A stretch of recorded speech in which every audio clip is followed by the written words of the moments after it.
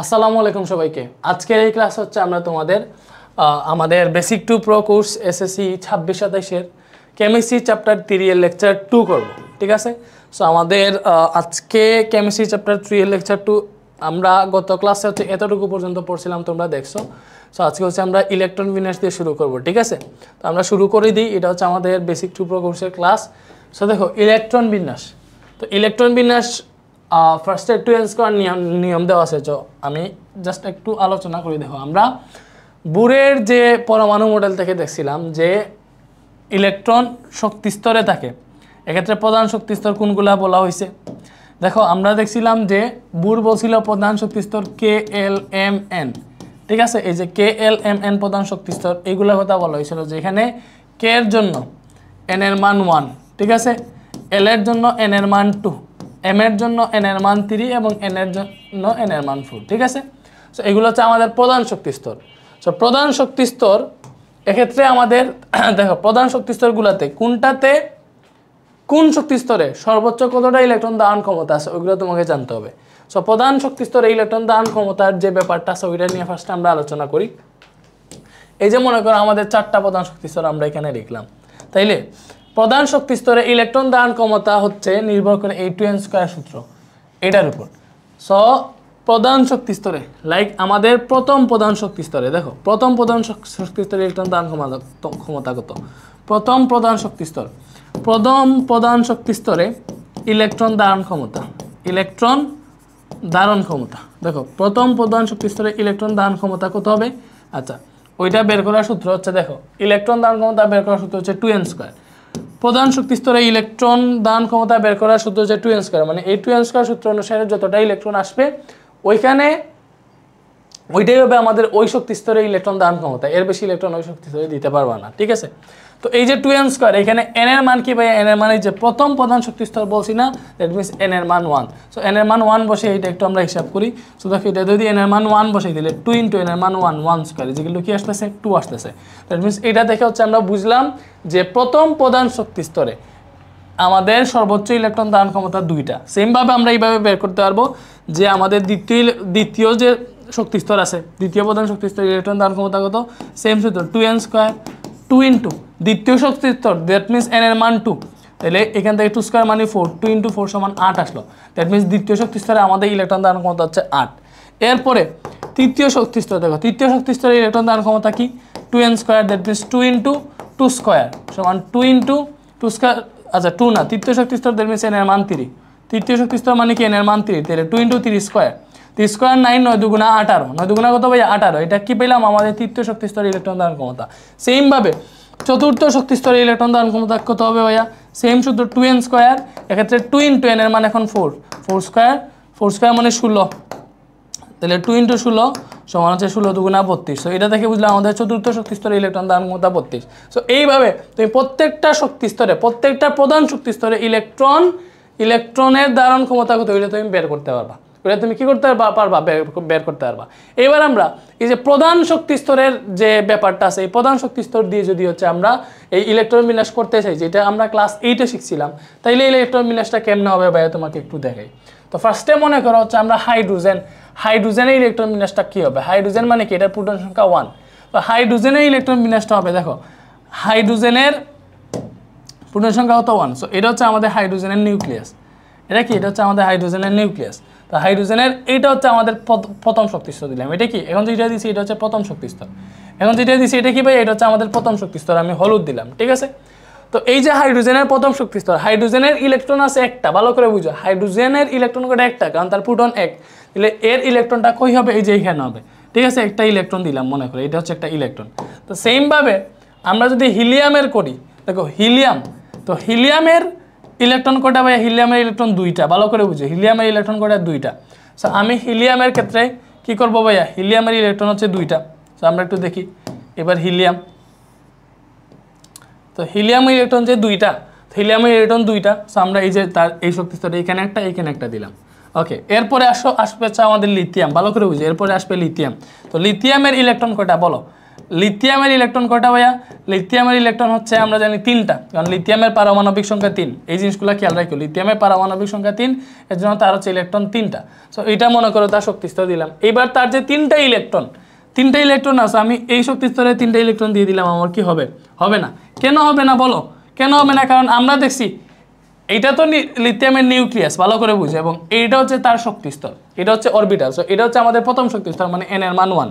এটা কি প্রথম শক্তিস্তর, মানে n এর মান 1, প্রথম প্রধান শক্তিস্তর। আমরা দেখছি প্রথম প্রধান শক্তিস্তরে ইলেকট্রন দান ক্ষমতা মাত্র 2টা। দ্যাট মিনস প্রথম শক্তিস্তরে তুমি 2টার উপরে ইলেকট্রন দিতে পারবে না, কারণ ওই শক্তিস্তরের ইলেকট্রন দান ক্ষমতা আছেই মাত্র 2টা। তুমি কেমনে এর বেশি দিবা?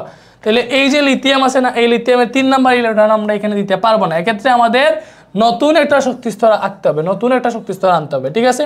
এজন্য লিথিয়ামের জন্য আমরা নতুন একটা শক্তিস্তর আনবো। কি আনবো ভাইয়া? লিথিয়ামের জন্য নতুন একটা শক্তিস্তর, এই যে আরেকটা শক্তিস্তর আনলাম, আনছি, ভালো করে বুঝো, আরেকটা শক্তিস্তর আনছি। ওকে, এই যে লিথিয়ামের এখন যে শক্তিস্তরটা আনছি, এটা কি ভাইয়া? এটা হচ্ছে আমাদের দ্বিতীয় শক্তিস্তর। তাহলে এই দ্বিতীয় শক্তিস্তরে আমরা দিতে পারবো না। এই দ্বিতীয় শক্তিস্তরে দেখো আমি হচ্ছে এইটার 3 নাম্বার ইলেকট্রনটা দিলাম, ঠিক আছে? তাইলে দেখো হাইড্রোজেনের ইলেকট্রন বিন্যাস কি হইলো? হাইড্রোজেনের ইলেকট্রন বিন্যাস হইল শুধুমাত্র 1, মানে তার প্রথম শক্তিস্তরে একটা। হিলিয়ামের ইলেকট্রন বিন্যাস হইল শুধুমাত্র 2, ঠিক আছে? আর লিথিয়ামের ইলেকট্রন বিন্যাস হইল, এগুলো আমরা ক্লাস 8-এ শিখছিলাম, প্রথম শক্তিস্তরে 2টা, দ্বিতীয় শক্তিস্তরে আরো একটা ইলেকট্রন। এটা হচ্ছে আমাদের লিথিয়ামের ইলেকট্রন বিন্যাস, ঠিক আছে? ওকে, আরও আমরা স্ট্যান্ডার্ড ভাবে শিখবো। এগুলো জাস্ট আমি তোমাদেরকে বেসিকটা দেখে দিচ্ছি, একদম গুড়ার বেসিক যেটা বলে, একদম মূল বেসিক থেকে পড়াইতেছি। তো সেমভাবে আমরা আরেকটা করি, আরেকটা কোনটা করতে পারি দেখি একটু, এটাকে হচ্ছে বাদ দিই, আমরা এখানে অনেকগুলা করবো, তোমাদের একদম বুঝাই ছাড়বো ইনশাল্লাহ, ঠিক আছে? ওকে ওকে ওকে। তো এই যে ব্যাপারগুলা, এগুলো ক্লাস 8-এ আমরা শিখছিলাম। এরপরে মনে করো আমি এখানে নাইট্রোজেনের ইলেকট্রন বিন্যাস করি। তো তোমরা জানো ভাই নাইট্রোজেনের পারমাণবিক সংখ্যা কত? 7। তাহলে নাইট্রোজেনের ইলেকট্রন আছে 7টা। এগুলো তো জানা উচিত, পারমাণবিক সংখ্যা তো মুখস্থ করছো। তো নাইট্রোজেনের পারমাণবিক সংখ্যা কত? 7। তাহলে নাইট্রোজেনের ইলেকট্রনও 7টা। ভালো করে বুঝো, নাইট্রোজেনের ইলেকট্রন কয়টা? 7টা। তাহলে এই যে নাইট্রোজেনের ইলেকট্রন 7টা না, তাহলে নাইট্রোজেনের প্রথম শক্তিস্তরের ইলেকট্রন আছে 2টা, আমি দিয়ে দিলাম, ঠিক আছে? তুমি এইভাবে এখানে একটা প্রথম শক্তিস্তরের ইলেকট্রন এইভাবে থাকে আর কি, বুঝছো? দুই পাশে 2টা। সো এইভাবেও দিতে পারো, এইভাবেও দিতে পারো, তোমার ইচ্ছা, ঠিক আছে? তো এইভাবে দেখতে সুন্দর লাগে। এখানে একটা দিলাম, ঠিক আছে? এরপরে এর প্রথম শক্তিস্তরে আর ইলেকট্রন দিতে পারবো না, কারণ নাইট্রোজেনের ইলেকট্রন আছে 7টা, এটা মনে রাখো। তাহলে পরবর্তী যে আরো 5টা ইলেকট্রন, ওইটার জন্য আমাকে আরেকটা শক্তিস্তর রাখতে হবে। কি করতে হবে? আরেকটা শক্তিস্তর রাখতে হবে। যে আমি আরেকটা শক্তিস্তর রাখলাম। এইবার এই যে দ্বিতীয় শক্তিস্তরটা আছে না ভাইয়া, এটাতে কিন্তু আমি ইলেকট্রন দিতে পারবো। এইবার নাইট্রোজেনের ইলেকট্রন কয়টা আছে? আর বাকি কয়টা আছে দেখো, টোটাল আছে 7টা, আমি 2টা দিয়ে দিয়েছি, বাকি আছে কয়টা? বাকি আছে হচ্ছে তা আরো 5টা। তো এই 5টা ইলেকট্রন কেমনে দিব? এই 5টা ইলেকট্রন হচ্ছে দেখো, তোমার হচ্ছে দ্বিতীয় শক্তিস্তর, তৃতীয় শক্তিস্তর, এই শক্তিস্তরগুলোতে ইলেকট্রন জুড়ায় অবস্থান করে। তো জুড়ায় মানে কি, যে তুমি 2টা করে দিবা। এখানে 2টা দিলাম, এই যে 2টা ইলেকট্রন দিলাম, আমি সুন্দর করে দেই। এই যে এখানে 2টা ইলেকট্রন দিলাম, এটা একটা ইলেকট্রন,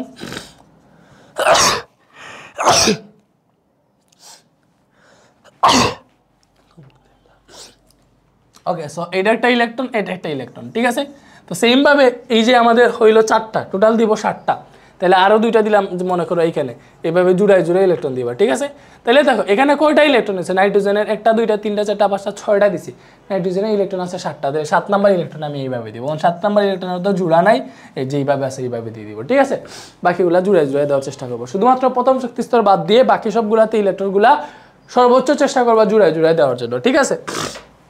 তাহলে এটা থেকে নাইট্রোজেনের ইলেকট্রন বিন্যাস আমরা কি পাইলাম? নাইট্রোজেনের দেখো প্রথম শক্তিস্তরে আছে 2টা ইলেকট্রন, 2, দ্বিতীয় শক্তিস্তরে কয়টা আছে? 1টা 2টা 3টা 4টা 5টা ইলেকট্রন, দিলে 2,5। এটা হচ্ছে আমাদের নাইট্রোজেনের ইলেকট্রন বিন্যাস। তো এইবারে আসি আমরা একটু আরেকটাতে। মনে করো আমরা আসছিলাম এইখানে কোনটার করতে, আমরা মনে করো এখানে আসলাম হচ্ছে সোডিয়ামের ইলেকট্রন বিন্যাস করতে। কার? সোডিয়ামের। তো সোডিয়ামের প্রথম শক্তিস্তরে দেখো, সোডিয়ামের প্রথম শক্তিস্তরে ইলেকট্রন কয়টা আছে? সোডিয়ামের ইলেকট্রন কয়টা আগে ওইটা বলো। সোডিয়ামের ইলেকট্রন হচ্ছে কয়টা? 11টা। কেন 11টা? কারণ তার পারমাণবিক সংখ্যা 11। সোডিয়ামের ইলেকট্রন 11টা কেন বলো? কারণ তার পারমাণবিক সংখ্যা 11, ঠিক আছে?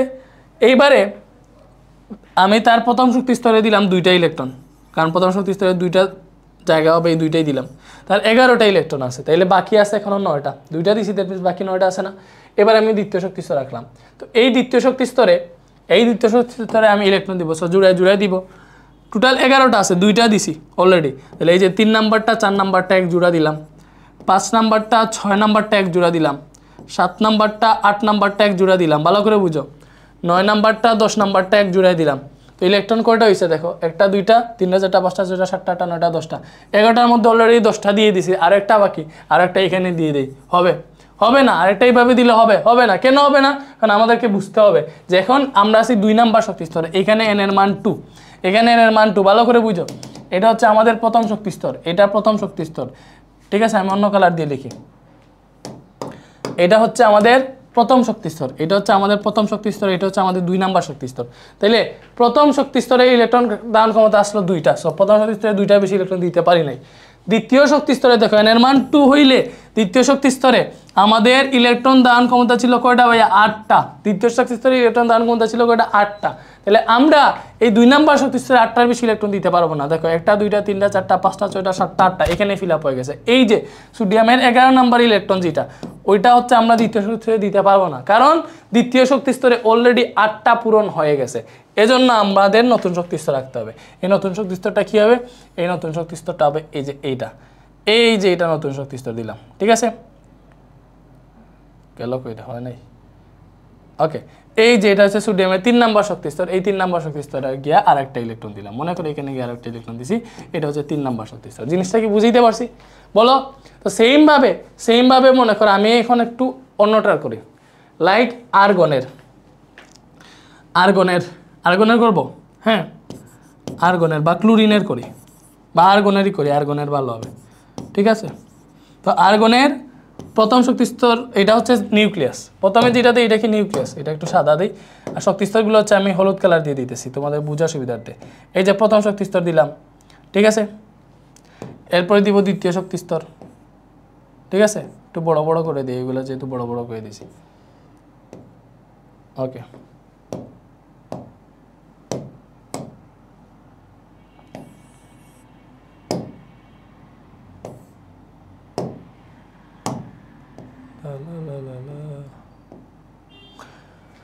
ওকে, আর্গনে কয়টা শক্তি স্তর হবে? আমি আগে যে দিয়ে দিলাম, দেখো আর্গনে 18টা ইলেকট্রন আছে, কারণ আর্গনের পারমাণবিক সংখ্যা 18, এই যে আমি 2টা ইলেকট্রন দিলাম। তো বাকি এই শক্তি স্তরে দিতে পারবো 8টা, এই যে 8টা দিলাম, দ্বিতীয় শক্তি স্তরে 8টার বেশি দিতে পারবো না, ঠিক আছে? তাহলে এখানে আমার কয়টা ইলেকট্রন হইলো টোটাল? এখানে ইলেকট্রন হচ্ছে কয়টা? দেখো এখানে 2টা, এখানে 8টা, টোটাল 10টা দিয়ে দিছি। তাহলে বাকি 8টা দিতে হবে এই শক্তি স্তরে, ঠিক আছে? বাকি 8টা দিতে হবে এই শক্তি স্তরে। তো এই শক্তি স্তরে আমরা দেওয়া শুরু করি। দেখো আরও 8টা আছে, এই যে এইভাবে জুড়ে জুড়ে দিয়ে দিই, ঠিক আছে? জুড়ে জুড়ে দিয়ে দিই, ঠিক আছে? 1টা 2টা 3টা 4টা 5টা 6টা 7টা 8টা, এই যে জুড়ে জুড়ে দিয়ে দিলাম। এখন দেখো আর্গনে ইলেকট্রন কয়টা হয়েছে? 1টা 2টা 3টা 4টা 5টা 6টা 7টা 8টা 9টা 10টা 11 12 13 14 15 16 17 18টা। তো আমি অলরেডি 18টা ইলেকট্রন দিয়ে দিছি। এখানে কয়টা ইলেকট্রন দিয়ে দিছি ভাইয়া? 18টা ইলেকট্রন দিয়ে দিছি। দ্যাট মিনস আর্গনের 18টা ইলেকট্রন ফিল আপ। তো এই যে আর্গনে ইলেকট্রন বিন্যাস, তাইলে এখনও দেখো এই আর্গনে ইলেকট্রন বিন্যাসটা কী হবে? প্রথম শক্তি স্তরে তার ইলেকট্রন আছে 2টা, দ্বিতীয় শক্তি স্তরে ইলেকট্রন আছে 8টা, তৃতীয় প্রধান শক্তি স্তরের ইলেকট্রন আছে আরও 8টা। দ্যাট মিনস এইটা হচ্ছে আর্গনের ইলেকট্রন বিন্যাস, ঠিক আছে? এরপরে সোডিয়ামের ইলেকট্রন বিন্যাস কী হওয়া উচিত ছিল? প্রথম শক্তি স্তরে 2টা, দ্বিতীয় শক্তি স্তরে 8টা, এবং তৃতীয় শক্তি স্তরে তার একটা মাত্র ইলেকট্রন আছে, ঠিক আছে? তো এখানে এইটা হচ্ছে সোডিয়ামের ইলেকট্রন বিন্যাস, ঠিক আছে? এরপরে আসো আমি একটা দেখাই পটাশিয়াম। এটাতে একটু খেলা শুরু হবে, এইটাতে আমাদের আসল খেলা শুরু হবে এইখানে, ঠিক আছে? দেখো এই যে পটাশিয়াম আছে না ভাইয়া, এই যে পটাশিয়াম, তো এই যে পটাশিয়াম পাইলাম, এই পটাশিয়ামের ইলেকট্রন বিন্যাস কী হবে? এটা ফার্স্টে নিউক্লিয়াস দিই আমরা। ওকে, সো এটা হচ্ছে আমাদের পটাশিয়ামের নিউক্লিয়াস দিলাম। এটা ছোটো হইতেছে না কেন? এটা মনে করো পটাশিয়ামের নিউক্লিয়াস, তাই? ওকে, তো ওকে, সো এইটা হচ্ছে তার প্রথম শক্তি স্তর, ঠিক আছে? তো পটাশিয়ামের প্রথম শক্তি স্তরে 2টা ইলেকট্রন, পটাশিয়ামের ইলেকট্রন কিন্তু 19টা, ভালো করে তো জানো পটাশিয়ামের পারমাণবিক সংখ্যা 19। তাইলে এর দ্বিতীয় শক্তি স্তরে কয়টা হবে? দেখো আমরা কিন্তু স্ট্যান্ডার্ড ইলেকট্রন বিন্যাসে যাব। আগে তোমাদের বেসিকটা শিখে আসতেছি, যেটা এইটা শিখে আসছো, যে কেন আমরা আধুনিক ইলেকট্রন বিন্যাস ফলো করি বা কেন কি হয়। তো এরপরে পটাশিয়ামের দ্বিতীয় শক্তি স্তরে ইলেকট্রন দিতে পারবো আরও 8টা, ঠিক আছে? এগুলো তো জানো। এই যে পটাশিয়ামের কয়টা ইলেকট্রন হইলো? তাইলে দ্বিতীয় শক্তি স্তরে 8টা দেওয়ার পর আমার ইলেকট্রন পূর্ণ হইলো 10টা। এইবার তৃতীয় শক্তি স্তরে আমরা দিতে পারবো কয়টা? আমরা জানি তৃতীয় শক্তি স্তরে ইলেকট্রন ধারণ ক্ষমতা 18টা। দেখো তৃতীয় শক্তি স্তরে ইলেকট্রন ধারণ ক্ষমতা হচ্ছে 18টা। কি ভাই, তৃতীয় শক্তি স্তরে ইলেকট্রন ধারণ ক্ষমতা হচ্ছে 18টা। ঠিক আছে, তো আমরা এই যে তৃতীয় শক্তি স্তরে 18টা ইলেকট্রন দিতাম, বাট পটাশিয়ামের অলরেডি 10টা দিয়ে দিছি, পটাশিয়ামের 19টা ইলেকট্রন, তাহলে 10টা দিয়ে দিছি, বাকি আছে 9টা। তো 9টা কি আমি এইভাবে দিয়ে দিই, 1টা 2টা 3টা 4টা 5টা 6টা, ঠিক আছে, 7টা 8টা, ঠিক আছে, 9 নাম্বারটা এখানে দিয়ে দিই। বাট এটা ভুল। কেন ভুল? এটা আসলে ঝামেলা। আমাদের তো ঠিকঠাক আছে, আমরা তো আমাদের ঠিকঠাক মতো দিতেছি, যে আমরা জানি এটার 3 নাম্বার শক্তি স্তরে ইলেকট্রন ধারণ ক্ষমতা 18টা, এর মধ্যে আমরা 9টা দিছি, প্রবলেম কই? 9টা তো দিতেই পারবো, 18টা ধারণ ক্ষমতা 9টা দিতে পারবো না? অবশ্যই দিতে পারবো। বাট পটাশিয়ামের ক্ষেত্রে এটাতে হয় না। পটাশিয়ামের ক্ষেত্রে চতুর্থ শক্তি স্তর আঁকা লাগে এবং ওইটাতে গিয়ে একটা ইলেকট্রন দেওয়া লাগে, ওইটাতে গিয়ে একটা ইলেকট্রন দেওয়া লাগে। সো এখন এইটা কেন হয়েছে, এই পটাশিয়াম এটা কেন হয়েছে, এটা ব্যতিক্রম হয়েছে কেন, এটা তো বুঝতে হবে। আমাদের নিয়ম অনুযায়ী আমরা তৃতীয় শক্তি স্তরে কয়টা, এই যে তৃতীয় শক্তি স্তর যেটা আছে ওইটাতে 18টা ইলেকট্রন দিতে পারি, তাহলে 8টা দেওয়ার পরে কেন 9 নাম্বার ইলেকট্রন গিয়ে আমরা হচ্ছে চতুর্থ শক্তি স্তরে দিতে হবে? ওইটা বোঝার জন্য তোমাদের বুঝতে হবে উপশক্তি স্তর, ওইটার জন্য আসতে হবে আধুনিক ইলেকট্রন বিন্যাস। ঠিক আছে, তো এটা হচ্ছে পটাশিয়ামের ইলেকট্রন বিন্যাস হচ্ছে আমাদের প্রথম শক্তি স্তরে 2টা, দ্বিতীয় শক্তি স্তরে 8টা, তৃতীয় শক্তি স্তরে 8টা এবং চতুর্থ শক্তি স্তরে 1টা। এটা হচ্ছে পটাশিয়ামের ইলেকট্রন বিন্যাস। ঠিক আছে, তো এই যে এইগুলো তো জানো, এই একটু হচ্ছে কেতে, এই এটা হচ্ছে এল, এটা হচ্ছে এম, এটা এন, মানে কে এল এম এন প্রধান শক্তি স্তর, এটা প্রথম শক্তি স্তর, দ্বিতীয়, তৃতীয় শক্তি স্তর, চতুর্থ শক্তি স্তর, এইভাবে। যাই হোক, তো এটা ব্যতিক্রম। কেন ব্যতিক্রম এটা বুঝতে হলে আমাদের আধুনিক ইলেকট্রন বিন্যাস বুঝতে হবে। সো আমরা আধুনিক ইলেকট্রন বিন্যাসে যাব, এখনই দেখাবো না এটা কেন ব্যতিক্রম হয়েছে, আগে আধুনিক ইলেকট্রন বিন্যাসটা পুরোপুরি বুঝবো এবং যখন এই পটাশিয়াম সলভ করতে যাব তখন দেখাবো যে এটা আসলে কেন ব্যতিক্রম হয়েছে। ভাইকে বুঝাইতে পারছি? ওকে, আশা করি ভাইয়া বুঝাইতে পারছি। তো এটা হচ্ছে আমরা দেখাবো কেন ব্যতিক্রম হয়েছে, জাস্ট একটু ওয়েট। ওকে, তো এইটা গেল। সো এখন দেখলাম যে এটা হচ্ছে আমরা আগে এইভাবে ইলেকট্রন বিন্যাস করতাম। ঠিক আছে, আর ইলেকট্রন বিন্যাস কেন প্রয়োজন মনে রাখবা, ইলেকট্রন বিন্যাস দ্বারা আমরা একটা ইলেকট্রনের অবস্থান কোন শক্তি স্তরে কত ওইগুলো ঠিকঠাক মতো বের করতে পারি। এটা কি 2n স্কয়ার নিয়মের ইলেকট্রন বিন্যাস প্র্যাকটিস, লাইক ওই যে মনে করো আমরা সোডিয়ামের ইলেকট্রন বিন্যাস পারমাণবিক সংখ্যা 11, লাইক সোডিয়ামের ইলেকট্রন বিন্যাস করছিলাম না, ওইটার দেখো সোডিয়ামের ইলেকট্রন বিন্যাসে কি প্রথম শক্তি স্তরে 2টা, তাহলে এটা হচ্ছে আমাদের কে এর মান, দ্বিতীয় শক্তি স্তরে যে 8টা এটা হচ্ছে আমাদের কে এল এম এন, এইভাবে শক্তি স্তরগুলো ছিল না, এটা এল শক্তি স্তরের ইলেকট্রন, এটা হচ্ছে আমাদের এম শেল বা এম শক্তি স্তরের ইলেকট্রন। ঠিক আছে, তো এই যে কে শক্তি স্তরে 2টা ছিল সোডিয়ামে, এল এ 8টা এবং এম এ ছিল 1টা, এন এ কোনো ইলেকট্রন ছিল না। ঠিক আছে, এইভাবে তুমি দিতে পারো চেক, মানে ওইখানে যেগুলো করছি আর কি ওইগুলো হচ্ছে একটু চোখে তুমি স্থাপন করতে। লাইক পটাশিয়ামের ক্ষেত্রে দেখো পটাশিয়ামের ইলেকট্রন বিন্যাস 19 ছিল, ইলেকট্রন মানে পারমাণবিক সংখ্যা 19 ছিল, তাহলে পটাশিয়ামের প্রথম শক্তি স্তরে 2টা, দ্বিতীয় শক্তি স্তর বা এল এ ছিল 8টা, তৃতীয় শক্তি স্তর বা এম এ ছিল 8টা এবং চতুর্থ শক্তি স্তরে 1টা গেছিল। এই যে এটা আমরা প্রমাণ পাইছিলাম না, এই যে এখানে কি প্রমাণ পাই না, এই যে প্রমাণ পাইছিলাম দেখো 2881। সো আমরা এইভাবে দিছি, এখানে দেখো 2881 দিছি না, 2881। সো এইগুলো আর কি, নাথিং এলস, এইগুলা এটাই বুঝেছে। এখন আমরা দেখব এই শক্তি স্তর, উপশক্তি স্তর, এই ব্যাপারগুলো একটু দেখব। আধুনিক ইলেকট্রন বিন্যাসের জন্য এগুলা লাগবে। সো এইবার ইলেকট্রনগুলা যে প্রধান শক্তি স্তরেই থাকে শুধুমাত্র তা না, ইলেকট্রনগুলার উপশক্তি স্তরও আছে। শুধুমাত্র যে উপশক্তি স্তর আছে তা না, ওইখান থেকে আমাদের কি বলে ঘূর্ণন, চুম্বকীয় কোয়ান্টাম নাম্বার এগুলো আছে, অনেকগুলো আছে, তার দেখাবো আস্তে আস্তে। সো দেখো ফার্স্টেই শক্তি স্তর। সো আমরা দেখি প্রধান শক্তি স্তর। ঠিক আছে, প্রধান শক্তি স্তর, প্রধান শক্তি স্তর হচ্ছে এন শক্তি স্তর। ঠিক আছে, প্রধান শক্তি স্তরকে এন দ্বারা প্রকাশ করা হয়। তাহলে এই প্রধান শক্তি স্তরে ইলেকট্রন দান ক্ষমতা হচ্ছে 2n স্কয়ার, ভালো করে বুঝো, সর্বোচ্চ ইলেকট্রন দান ক্ষমতা। এরপরে আসে সহকারী শক্তি স্তর বা উপশক্তি স্তর আর কি। এরপরে কি আসে উপশক্তি স্তর বা সাবসেল। ঠিক আছে, সো উপশক্তি স্তরকে এল দ্বারা প্রকাশ করা হয় এবং উপশক্তি স্তরে এই যে এলগুলো আছে না, এই এলগুলার মান আছে, এই এলগুলা দেখো এখানে যে আমরা এই এনকে, এই প্রধান শক্তি স্তর এনকে কে এল এম এন এইভাবে দেখছিলাম যে প্রধান শক্তি স্তরগুলা, এটাতে এন এর মান 1, এটাতে এন এর মান 2, এটাতে এন এর মান 3, এইভাবে দেখছিলাম না বুড়ে পরমাণু মডেল থেকে। সেইভাবে উপশক্তি স্তরে যে এল এর মানগুলা আছে এসপিডিএফ, এইভাবে এসপিডিএফ এইভাবে আছে আমাদের এল এর মানগুলা উপশক্তি স্তরে। ঠিক আছে, এবং এখানে এল এল এইগুলার মানও আছে। এই এস এর মান হচ্ছে ভাইয়া 0, এস এর মান 0, পি এর মান 1, ডি এর মান 2, এফ এর মান 3, এগুলার মান আছে, ভ্যালু আছে। ঠিক আছে, এবং এইখানে এই কে এর ক্ষেত্রে কে এর মান ছিল 1, এল এর মান 2, এম এর মান 3 এবং এন এর মান 4 ছিল। বাট সহকারী শক্তি স্তরে কিন্তু এগুলা 0 থেকে শুরু হয়, 0, 1, 2, 3 হয় এবং সহকারী শক্তি স্তর কি আছে এল, এই এল এগুলা কি রূপে আছে এসপিডিএফ, কি রূপে আছে ভাই এসপিডিএফ। তো এইবার একটা জিনিস বুঝতে হবে, এরপরে এগুলার আবার আরো অরবিটাল আছে, এই অরবিটালকে হচ্ছে এম দ্বারা প্রকাশ করা হয়, এগুলার আরো অরবিটাল আছে এগুলা হচ্ছে এম দ্বারা প্রকাশ করা হয়, এগুলা একটু পরে দেখি। এখন এই প্রধান শক্তি স্তর আর উপশক্তি স্তর নিয়ে একটু আমরা আলোচনা করি। তো প্রধান শক্তি স্তরের সর্বোচ্চ ইলেকট্রন ধারণ ক্ষমতা প্রধান শক্তি স্তরে কি ছিল ভাই 2n², ভালো করে বুঝো।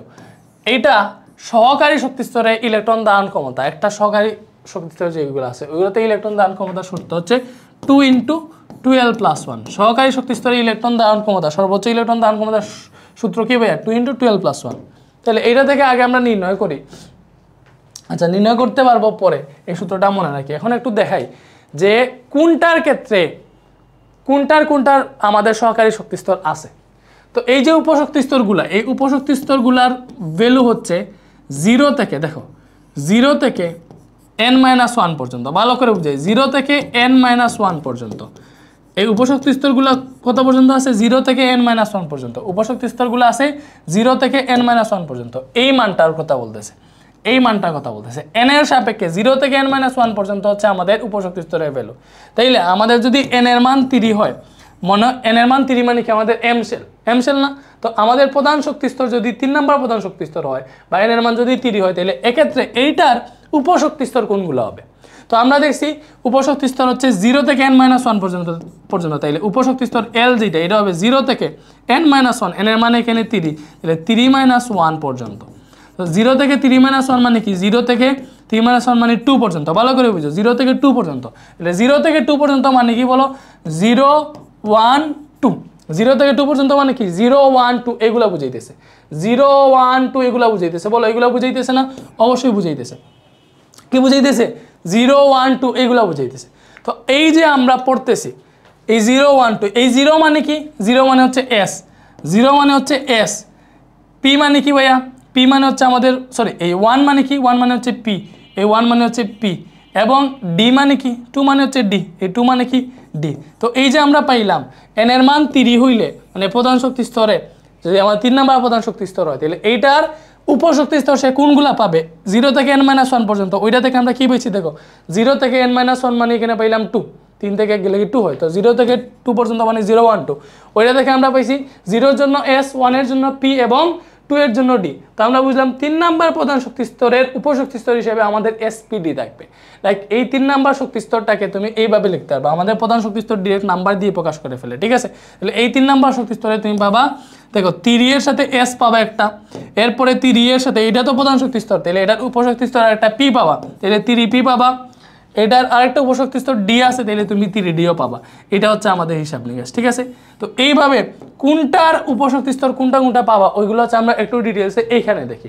তো দেখো আমাদের এন এর মান 1 হইলে, ভালো করে বুঝো, এন এর মান 1 হইলে আমাদের এল এর মান কি হবে, এল এর মান হবে 0 থেকে n-1 পর্যন্ত, এটাই তো শর্ত। তাহলে 0 থেকে n এর মান যদি 1 হয় তাহলে 1-1 মানে কত 0, দ্যাট মিনস এটা বুঝাইতেছে যে 0 থেকে 0 পর্যন্ত, 0 থেকে 1-1 মানে কি 0, তো 0 থেকে 0 পর্যন্ত মানে কি শুধুমাত্র 0 আনসার, শুধুমাত্র 0 মানে কি 0 হচ্ছে এস, এস এর মান হচ্ছে 0, দ্যাট মিনস আমরা n=1 হইলে প্রধান শক্তি স্তর n=1 এর জন্য আমরা এখানে উপশক্তি স্তর কি পাবো ভাইয়া, এটা থেকে পাবো শুধু হচ্ছে আমরা 1s, কি পাবো বলো, এটা প্রথম শক্তি স্তরের সাথে উপশক্তি স্তর হিসাবে আমরা কি পাবো শুধুমাত্র এস পাবো। প্রথম বা n=1 বা প্রথম প্রধান শক্তি স্তরের সাথে উপশক্তি স্তর হিসেবে কি পাবো শুধুমাত্র এস পাবো, এটা আমরা এখান থেকেই বুঝছি, ঠিক আছে। তো এটা মুছি, এগুলো তো আমরা দেখলাম এটা ডিটেইলসে। এরপরে n এর মান যদি 2 হয়, দেখো n এর মান যদি 2 হয়, n এর মান যদি 2 হয় তাহলে n এর মান 2 হইলে, n এর মান 2 হইলে ওইটা থেকে আমরা l এর মান কি পাবো উপশক্তি স্তর। দেখো n এর মান যদি 2 হয় তাইলে আমাদের l হবে এই যে 0 থেকে n-1 পর্যন্ত, তাহলে 0 থেকে n-1, দ্যাট মিনস 0 থেকে n এর মানে এখানে 2, 2-1, দ্যাট মিনস 0 থেকে 2 থেকে গেলে কি 1, তো 0 থেকে 1 পর্যন্ত, তো 0 থেকে 1 পর্যন্ত মানে কি বুঝাইতেছে 0 আর 1 বুঝাইতেছে। 0 এর জন্য এস এবং 1 এর জন্য পি আমরা ভালো করেই জানি, বুঝছো, 0 এর জন্য এস 1 এর জন্য পি আমরা জানি না। এই যে 0 জন্য s 1 এর জন্য p গুলা ভাই আগে থেকে লিখে দিছি। তো এই যে আসো n এর মান যদি 2 হয় তাহলে আমরা উপশক্তি স্তর হিসেবে s আর p পাইতেছি, তাহলে n এর মান 2 হইলে আমরা এখানে 2s ও পাবো 2p ও পাবো। জিনিসটা কিভাবে বুঝাইতে পারতেছি, n এর মান যদি 2 হয় তাহলে l হিসেবে s ও পাবো p ও পাবো। প্রধান 2 নম্বর প্রধান শক্তি স্তরের জন্য উপশক্তি স্তর s ও থাকবে p ও থাকবে, তাহলে এখান থেকে পাবো 2s পাবো 2p ও পাবো। ঠিক আছে, এইবারে দেখবো হচ্ছে আমরা n এর মান যদি 3 হয় ওইটার জন্য আমরা কি পাবো। ঠিক আছে, n এর মান যদি 3 হয় তাহলে কি পাবো, দেখো n এর মান যদি 3 হয়, n এর মান 3 হইলে l এর মান কি হবে, l এর মান অলরেডি আমরা এটা দেখে ফেলছি। n এর মান যদি 3 হয় l এর মান হয় 0 1 2, এটা হয় না, এবং এখান থেকে 3s 3p 3d পাই, ডিরেক্ট লিখে ফেলতেছি। এখানে কি পাবো, 3s 3p 3d এটা পাবো, বুঝতেছি আমরা। ওকে, তো এইভাবে আসো, এখন আসি হচ্ছে আমরা যদি n এর মান যদি 4 হয়, n এর মান যদি 4 হয় তাহলে l বা উপশক্তি স্তর হিসেবে আমরা কি পাবো এগুলো একটু দেখি। ঠিক আছে, ওকে, তো এই যে n এর মান যদি 4 হয় তাহলে n ইজিক্যাল যদি 4 হয় তাহলে l ইজিক্যাল কি হবে এটা দেখার বিষয়। n ইজিক্যাল যদি 4 হয় তাহলে l ইজিক্যাল হবে আমাদের 0 থেকে n - 1, দ্যাট মিন্স 4 - 1 পর্যন্ত। তাহলে 0 থেকে 4 - 1 মানে কি, 0 থেকে 4 - 1 মানে 3, তাহলে 0 থেকে 3 পর্যন্ত হচ্ছে আমাদের l এর মান। তাহলে 0 থেকে 3 পর্যন্ত মানে কি 0 1 2 3, এইগুলো বুঝাইতেছে না। 0 থেকে 3 পর্যন্ত মান কি 0 1 2 3, তাহলে এই 0 এর জন্য পাবো s, 1 এর জন্য পাবো p, 2 এর জন্য পাবো d এবং 3 এর জন্য পাবো f। উপশক্তি স্তর কি পাবো, এইগুলোই পাবো না। 0 এর জন্য s, 1 এর জন্য p, 2 এর জন্য d এবং 3 এর জন্য f। তাহলে এখান থেকে দেখো আমরা n = 4 বা 4 নাম্বার প্রধান শক্তি স্তরের ক্ষেত্রে আমার উপশক্তি স্তর কোনগুলো আসতেছে, s p d f আসতেছে। দ্যাট মিন্স আমরা এখান থেকে 4s পাবো, 4p পাবো, ঠিক আছে, 4s পাবো, 4p পাবো, 4d পাবো এবং 4f পাবো, এগুলা পাবো, এগুলো আমরা উপশক্তি স্তর পাবো। সেইগুলো পাইলাম। এইবার আমরা দেখবো যে এখানে যে SPDF আছে এগুলা কোনটার কোন উপশক্তি স্তরের মান কত। আমরা দেখবো যে কোন উপশক্তি স্তরের মান কত। ঠিক আছে, কোন উপশক্তি স্তরের মান বলতে কোন উপশক্তি স্তরের সর্বোচ্চ ইলেকট্রন ধারণ ক্ষমতা কত। ঠিক আছে, সো আমরা একটু দেখি। আমরা দেখছি উপশক্তি স্তরে ইলেকট্রন ধারণ ক্ষমতা, সর্বোচ্চ ইলেকট্রন ধারণ ক্ষমতা কোন সূত্র দিয়ে বের করে, SPDF দিয়ে। তো আমরা একটু দেখি SPDF। তো এস এর ক্ষেত্রে, আচ্ছা সরি, উপশক্তি স্তরের সর্বোচ্চ ইলেকট্রন ধারণ ক্ষমতা কোন সূত্র দিয়ে বের করে, 2 × 12 + 1, এই যে এখানে আমরা লিখছিলাম মিস্টেক করে, এখানে 2 × 12 + 1 দিয়ে বের করে ইলেকট্রন ধারণ ক্ষমতা। তাহলে এস এর ক্ষেত্রে দেখো এইটার ইলেকট্রন ধারণ ক্ষমতা, এটার ইলেকট্রন ধারণ ক্ষমতা কি বের করতেছি, ইলেকট্রন ধারণ ক্ষমতা, সর্বোচ্চ ইলেকট্রন ধারণ ক্ষমতা মানে কতটা ইলেকট্রন ধারণ করবে আর কি তার মধ্যে। ওকে, তো এই যে এস এর ক্ষেত্রে দেখো, এস এর ক্ষেত্রে আমরা দেখি এস এর ক্ষেত্রে এস এর মান কত, এস এর ক্ষেত্রে এল এর মান কত। এস এর জন্য এল এর মান কিন্তু 0, দেখো উপশক্তি স্তর এল, তো এস এর ক্ষেত্রে কিন্তু এটার মান 0। তো আমরা উপশক্তি স্তরের শক্তি কেমন হিসাব করি ভাইয়া, 2 × 2l + 1, এটা দিয়ে হিসাব করি। তো এখান থেকে দেখো 2 × 2l + 1 না, তাহলে 2 × এল এর মান কত, এস এর জন্য এল এর মান কত, 0 0 + 1। তো এটা যদি হিসাব করি দেখো এখান থেকে কি আসে, এখান থেকে আসতেছে হচ্ছে আমাদের 2 × 2 0 0 আর 1, তাহলে 2 × 1 মানে 2 আসতেছে। দ্যাট মিনস আমরা বুঝলাম যে এস এর ক্ষেত্রে এই যে এস আছে না, এটার ক্ষেত্রে ইলেকট্রন ধারণ ক্ষমতা আমাদের 2টা। এস এ কয়টা ইলেকট্রন ধারণ ক্ষমতা ভাইয়া, দেখো আচ্ছা এগুলো আমি আলাদা লিখি, এখানে হিসাব করতেছি। সো এই যে উপশক্তি স্তরে ইলেকট্রন ধারণ ক্ষমতা সুন্দরভাবে নোট করো ভাইয়া, জীবনে এই চ্যাপ্টারে ভুল হবে না। উপশক্তি স্তরে ইলেকট্রন ধারণ ক্ষমতা, উপশক্তি স্তরে ইলেকট্রন ধারণ ক্ষমতা, এটা আমরা পড়তেছি। ঠিক আছে, সো উপশক্তি স্তরে ইলেকট্রন ধারণ ক্ষমতা, উপশক্তি স্তরে ইলেকট্রন ধারণ ক্ষমতা, সো উপশক্তি স্তরে ইলেকট্রন ধারণ ক্ষমতা। সো এস এর ক্ষেত্রে এস এ কয়টা ইলেকট্রন ধারণ ক্ষমতা, এস এর ক্ষেত্রে এস এ 2টা ইলেকট্রন ধারণ করতে পারবে। এরপরে পি এর ক্ষেত্রে কয়টা, পি এর ক্ষেত্রে দেখো আমরা সেম 2 × 12 + 1 সূত্র না, তাহলে 2 × এল এর মান কত, পি এর জন্য এল এর মান 1, এই যে পি এর জন্য এল এর মান কত, পি এর জন্য এল এর মান হচ্ছে 1, ঠিক আছে, +1। তো এটা যদি হিসাব করি, এটা ডিরেক্ট হিসাব করো, 2 × 2 আর 1 2 × 2 আর 1 3 3 × 2 = 6। পি এর ক্ষেত্রে ইলেকট্রন দাম হতে 6টা, তো পি এ সর্বোচ্চ ইলেকট্রন দান ক্ষমতা কত, 6টা। ডিতে সর্বোচ্চ ইলেকট্রন দান ক্ষমতা কত আমরা দেখি, ডিতে তাহলে 2 × ডি এর ক্ষেত্রে দেখো এল এর মান কত, এই যে 2 × 12 + 1, এটা দিয়ে বের করতেছি। 2 × এই যে এল এর মান কত, এল এর মান কত ডি এর ক্ষেত্রে, যে ডি এর ক্ষেত্রে এল এর মান 2, ঠিক আছে। সো এই মানগুলো ভালোভাবে মনে রাখো, ডি এর ক্ষেত্রে এল এর মান 2, এখানে +1 আছে, তো এটা দেখে পাইতেছি 2 × 2 = 4 1 5 5 × 2 = 10, কি পাইলাম 5 দুগুণা 10 পেলাম আমরা এখানে, কত পেলাম 5 দুগুণা 10। সো এটা আমরা কিসের জন্য পাইছি, এটা হচ্ছে আমরা পাইছি ডি এর জন্য। তাহলে ডিতে ইলেকট্রন ধারণ ক্ষমতা কয়টা 10টা, ডিতে ইলেকট্রন ধারণ ক্ষমতা 10টা। এরপরে এফে আসো, এফে ইলেকট্রন ধারণ ক্ষমতা কত 2 ইন্টু এফ এর ক্ষেত্রে এল এর মান কত, এফ এর ক্ষেত্রে এল এর মান 3, তাহলে এখানে 2 ইন্টু এল এর মান কত বসাবো, এল এর মান কত বসাবো 3, তাহলে 2 into 3 plus 1, 2 into 3 plus 1 plus 1, তো এটা হিসাব করো 3 দুগুণা 6 আর 1 7, 7 দুগুণা 14, দ্যাট মিনস এফ এ আমাদের সর্বোচ্চ ইলেকট্রন ধারণ ক্ষমতা 14টা, এফ এ আমাদের সর্বোচ্চ ইলেকট্রন ধারণ ক্ষমতা কত 14টা। এই যে আমরা উপশক্তি স্তরের সর্বোচ্চ ইলেকট্রন ধারণ ক্ষমতা আমরা বের করে ফেলছি, ঠিক আছে। এইবার হচ্ছে আমরা ইলেকট্রন বিন্যাসগুলো করব, ঠিক আছে। আচ্ছা, প্রধান শক্তি স্তর উপশক্তি স্তর সব ভাইয়া বুঝাই ফেলছি অলরেডি, এখানে স্লাইড আর রাখতেছি না, সব বুঝাই ফেলছি, ঠিক আছে। এই যে প্রধান শক্তি স্তরের সাথে এই যে প্রধান শক্তি স্তরের পরে উপশক্তি স্তর বুঝাই ফেলছি, ঠিক আছে। তো এখানে আর রাখতেছি না এটা, ঠিক আছে। তো এইবারে আসো, আমাদের এখানে বলছে উপশক্তি স্তর অরবিটাল কি একই। আচ্ছা, অরবিটাল একই কি না এইটা কি দেখাবো, এটার আগে আমরা ইলেকট্রন বিন্যাসটা করি, এটা একটু পরে দেখাই, ঠিক আছে। আচ্ছা, শক্তি স্তরে ইলেকট্রন বিন্যাস 1 থেকে 4 পর্যন্ত, মানে শক্তি স্তরে ইলেকট্রন বিন্যাস বলতে এখানে এটা বুঝিতেছে যে আমাদের প্রধান শক্তি স্তরে ইলেকট্রন বিন্যাসগুলো ওই যে আমরা কে এল এম এন এর মান অনুসারে যে এইগুলা করছি, এইগুলা এই যে এখানে এটার কথা বুঝাইছে। সো এটা অলরেডি আমরা পরে আসছি, সো এটা লাগবে না, আমরা আধুনিক ইলেকট্রন বিন্যাসটা শিখবো, ঠিক আছে। ওকে, এটা বাদ দাও, আমরা শিখবো কি আধুনিক ইলেকট্রন বিন্যাস, এই যে আধুনিক ইলেকট্রন বিন্যাস। তো এইবারে আসো, আমরা হাইড্রোজেনের ইলেকট্রন বিন্যাস দেখো, হাইড্রোজেনের পারমাণবিক সংখ্যা 1 বা হাইড্রোজেনের ইলেকট্রন আছে একটা। তো হাইড্রোজেনের ইলেকট্রন বিন্যাস কী হবে, হাইড্রোজেনের ক্ষেত্রে দেখো আমাদের স্টার্ট হবে এইভাবে। আমাদের ভালো করে বুঝো, যখন আমরা ইলেকট্রন বিন্যাস করব তখন আমাদের কি কি আছে ভালো করে বুঝো, এইভাবে স্টার্ট হবে। ফার্স্টে 1s, ফার্স্ট হচ্ছে 1s এ যাবে, 1s যদি পূর্ণ হয়ে যায় 2s এ যাবে, 2s পূর্ণ হয়ে গেলে 2p তে যাবে, 2p পূর্ণ হয়ে গেলে 3s এ পরে 3p পরে 3d, এইভাবে যাবে আর কি হিসাবটা। বাট এখানেও ব্যতিক্রম আছে, সামনে এমনিতে দেখবো। সো আমরা যাই, তো এই যে হাইড্রোজেনের প্রথম ইলেকট্রনটা প্রথম শক্তি স্তরে থাকে না, এই যে 1, আমরা প্রথম শক্তি স্তরের প্রথম প্রধান শক্তি স্তরের সহকারী শক্তি স্তর ছিল s বা উপশক্তি স্তর। এই 1s একটা ইলেকট্রন গেছে, এই যে s এর মধ্যে একটা ইলেকট্রন দিছে, এইভাবে আধুনিক ইলেকট্রন বিন্যাসটা লিখে। এরপরে হিলিয়ামের পারমাণবিক সংখ্যা 2 বা ইলেকট্রনও 2টা, এই যে 1s, হিলিয়ামের 2টা না, এই যে s এর 2টা আছে। এবারে আসো, হিলিয়ামের পরে যাব হচ্ছে আমরা লিথিয়ামের 3টা। সো লিথিয়ামের ক্ষেত্রে আমরা কি এখানে 1s3 দিব, ভালো করে বুঝো, 1s3 দিতে পারবো না, কেন?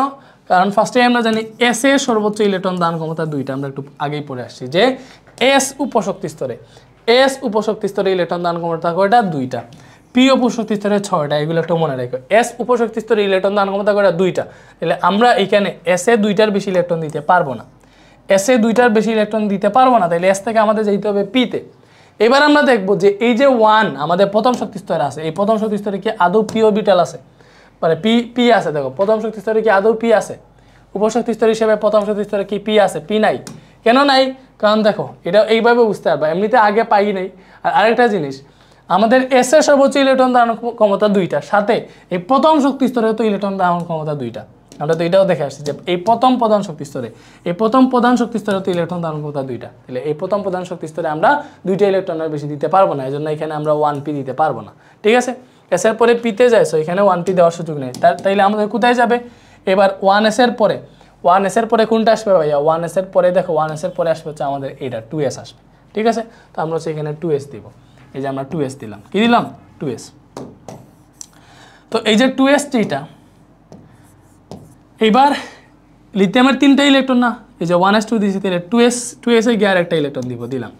এরপরে লিথিয়ামের পরে আছে বেরিলিয়ামের পারমাণবিক সংখ্যা 4, তাহলে এখান থেকে 1s2, ঠিক আছে, দিলাম, এটা পূর্ণ হয়ে গেছে, তাহলে আরও 2টা ইলেকট্রন বাকি, ওটা 2s2 তে দিলাম। বেরিলিয়ামের পরে বুরন হচ্ছে 5, তাহলে বুরনের ক্ষেত্রে দেখো 1s2 দিলাম, ঠিক আছে।